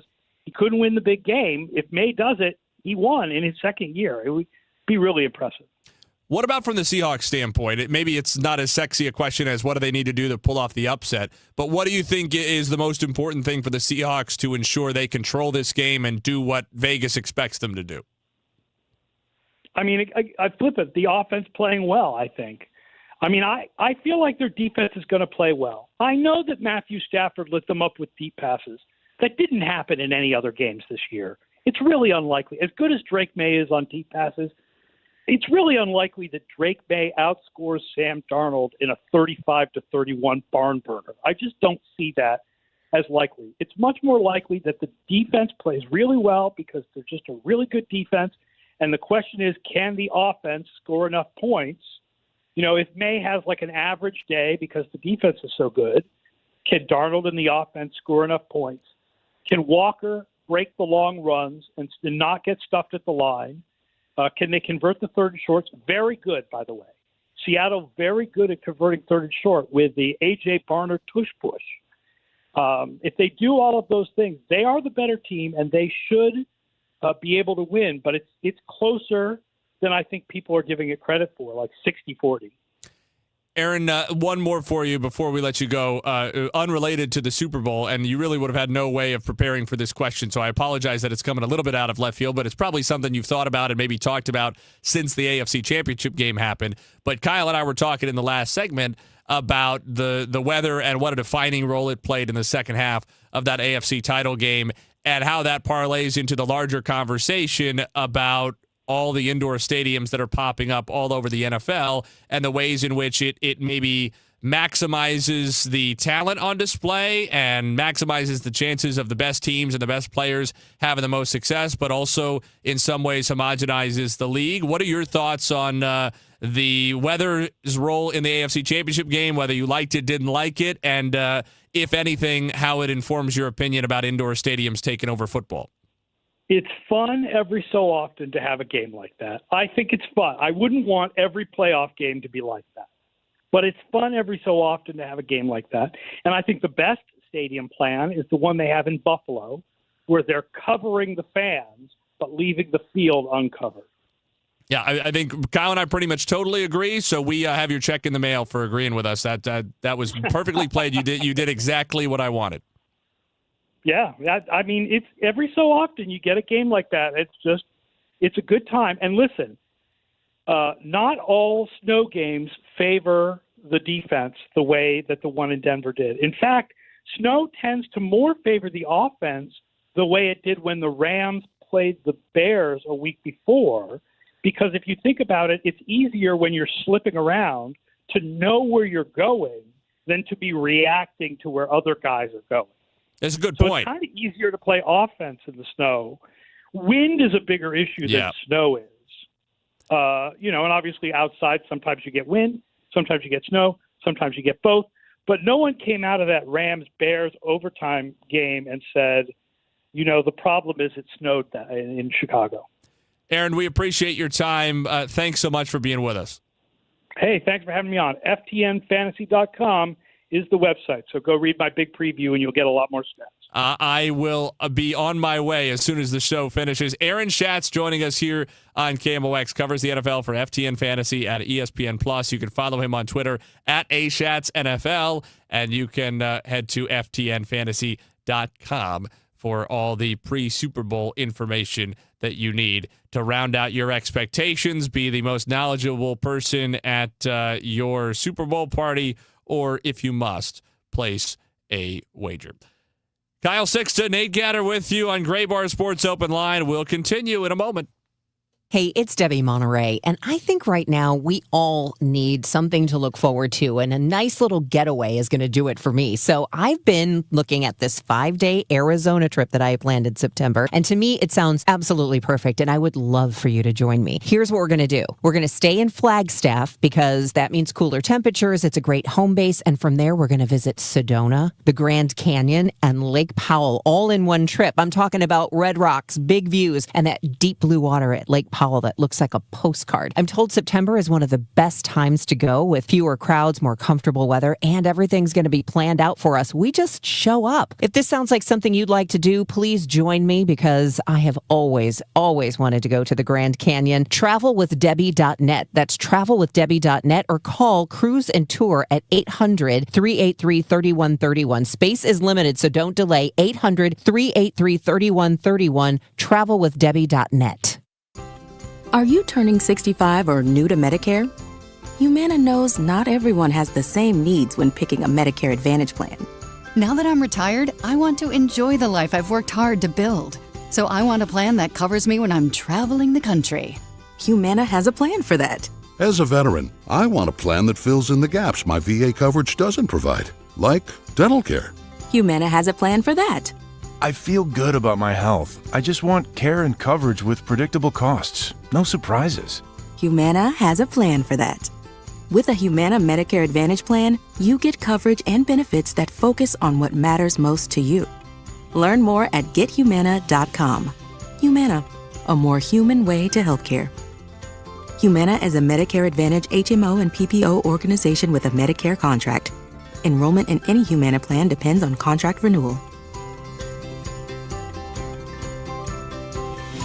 If you owe back taxes, listen carefully to rule number 1. Never go up against the IRS alone. They're cracking down, freezing bank accounts, garnishing paychecks, canceling passports. Even your home or business could be at risk. But here's what they don't tell you. The IRS has powerful tax relief programs that could save you thousands if you qualify. That's why smart people call Optima Tax Relief, America's #1 tax resolution firm. Nobody knows these programs like the experts at Optima. Their team of tax attorneys and licensed professionals have resolved over $2 billion in tax debt for people just like you. The IRS is not stopping, so don't wait. And don't take them on alone. For tax help you need, for tax help you can trust, call Optima today for a free consultation. Call 800-348-0269. 800-348-0269. 800-348-0269. Optima Tax Relief. Some restrictions apply. For complete details, please visit OptimaTaxRelief.com. Unlock a brighter outdoor space in 2026 with Chesterfield Valley Nursery. Let us be your trusted partner for all your landscaping, lawn, and gardening needs, empowering you to create a haven that brings joy and serenity to your life. From landscape design to property maintenance to our garden center, we're here for you. Houseplants, tree shrubs, organic soil mixes, gardening and plant classes, and more. Chesterfield Valley Nursery's Garden Center has what you need no matter what the season. Visit us weekdays from 9 a.m. to 4 p.m. Saturday hours start in March. Follow us on Facebook or Instagram for all class and sale updates. It's men's Billikens basketball action Saturday afternoon as they take to the court against LaSalle. Pre-game 1:45, tip at 2 on your home for Billikens basketball. KMOX.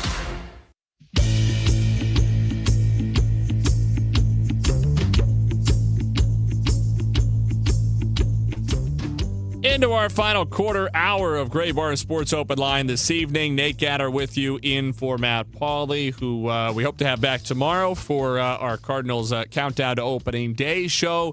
And then certainly will be, of course, the featured part of our Cardinals coverage from Jupiter for spring training starting next week when he gets down there to Florida. Kyle Sixta is with me running the show in our downtown studio. Let's talk a little more St. Louis Billikens after the 9-point win over Davidson. Second Tuesday in a row, second time in the last 3 games. The Bills have trailed by at least 13 points and come back to win by 3 at home over George Washington after trailing by 15, by 9 on the road, 91-82 last night, late night, over Davidson on the road after trailing by 13 in the first half and trailing by 9-10 points into the second half. 16-0 run was critical. Brady Dunlap had 20 points. Robbie Avila was pretty good, although inefficient, playing through illness. He had 17, 6, and 5.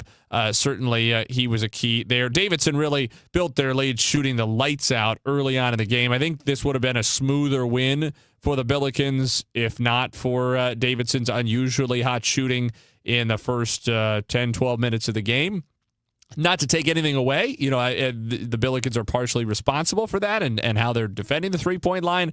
But certainly, I think this is in the second half, we saw something closer to the gap between those two teams in reality. Hopefully, all of you are following along with those games on KMOX. No duo more fun, in my opinion, than Bob Ramsey and Earl Austin Jr. I grew up listening to those guys here in St. Louis. I absolutely adore them. They are great guys. They are great at what they do. And I hope you guys appreciate them. Even if you go to the games or you watch on TV or whatever, certainly turn it on for the post game. I think those conversations are really fun, especially when Josh Schertz joins.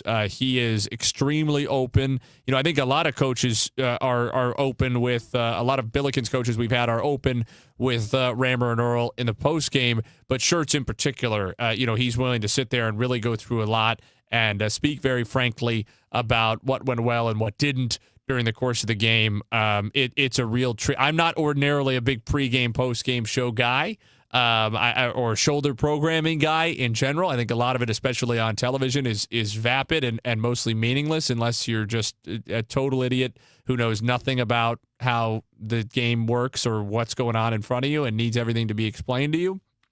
That is the opposite of how St. Louis Billikens postgame shows are. They are designed for the fan who is highly engaged with the team and who knows basketball. And Josh Church is going to talk to you frankly about the team and about basketball. He's not going to talk down to you. He's going to give it to you the way that he really thinks it. And I think that's a real treat. It's great to see behind the scenes a little bit, especially with a guy who has such an incredible basketball mind. I mean, this is really an elite basketball coach. I've said it several times in the last few days here on KMOX, and I'm going to keep saying it. He's not elite for SLU. He's not elite for the A10. He is an elite college basketball coach for anywhere. I think he'd be a pretty good NBA coach, too, compared to some of these other guys because his personality would be such a good fit for it.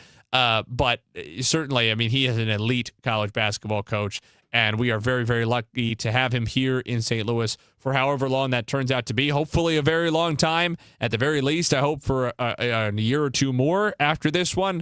But, there is obviously the possibility that this is the only year we have left to enjoy of him, and we only get the 2. And so, appreciate it while it's here. 22-1 record, 10-0 in the A10, 16 straight wins. Undefeated at home. In fact, undefeated on the road, too. The only loss was a neutral site to Stanford the day after Thanksgiving out in Palm Desert, California.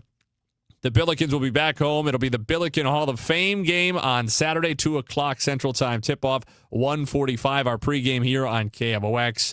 Billikens and LaSalle. That game is sold out. Secondary market ticket prices, last I saw, $80 to get in the door. We have not seen that kind of thing for St. Louis in quite a while.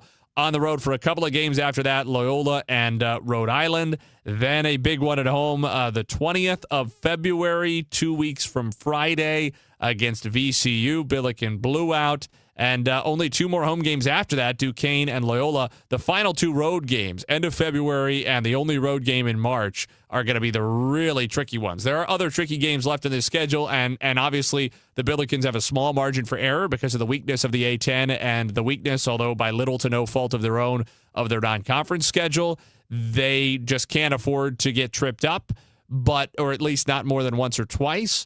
But those 2 games really stand out at Dayton and at George Mason, February 24th and March 7th. The latter, the George Mason game, the last of the regular season. The Billikens are a favorite right now, rather heavy statistical favorite for the number 1 seed in the A10 tournament. That would give them the double bye. They would play for the first time in the quarterfinals in Pittsburgh. That tournament will culminate on Selection Sunday, March the 15th.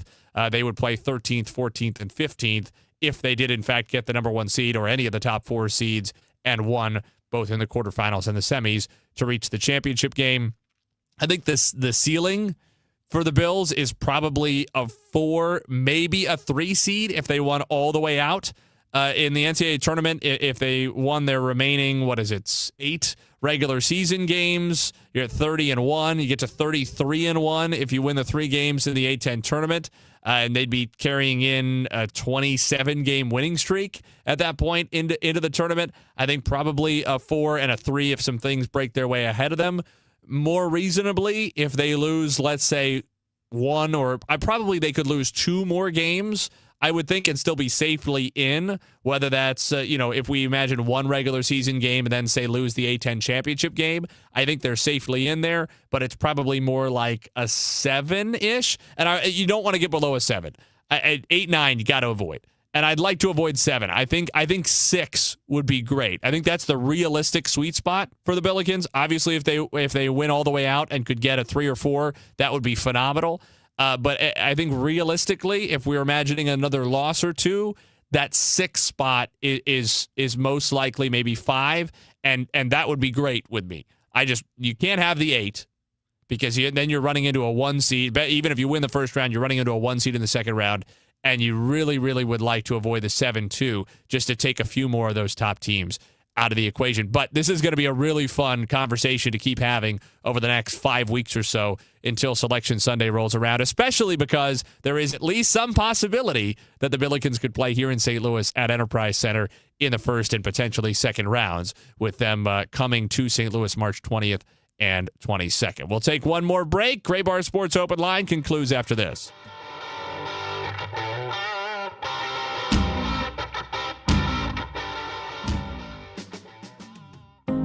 How many of you think taxes will go up in the future? And if they do, who will get hit the hardest? Maybe it's you, headed for retirement. You've been saving in that 401k or IRA, and that money has never been taxed. And Uncle Sam is looking at that account like it's a big, juicy steak.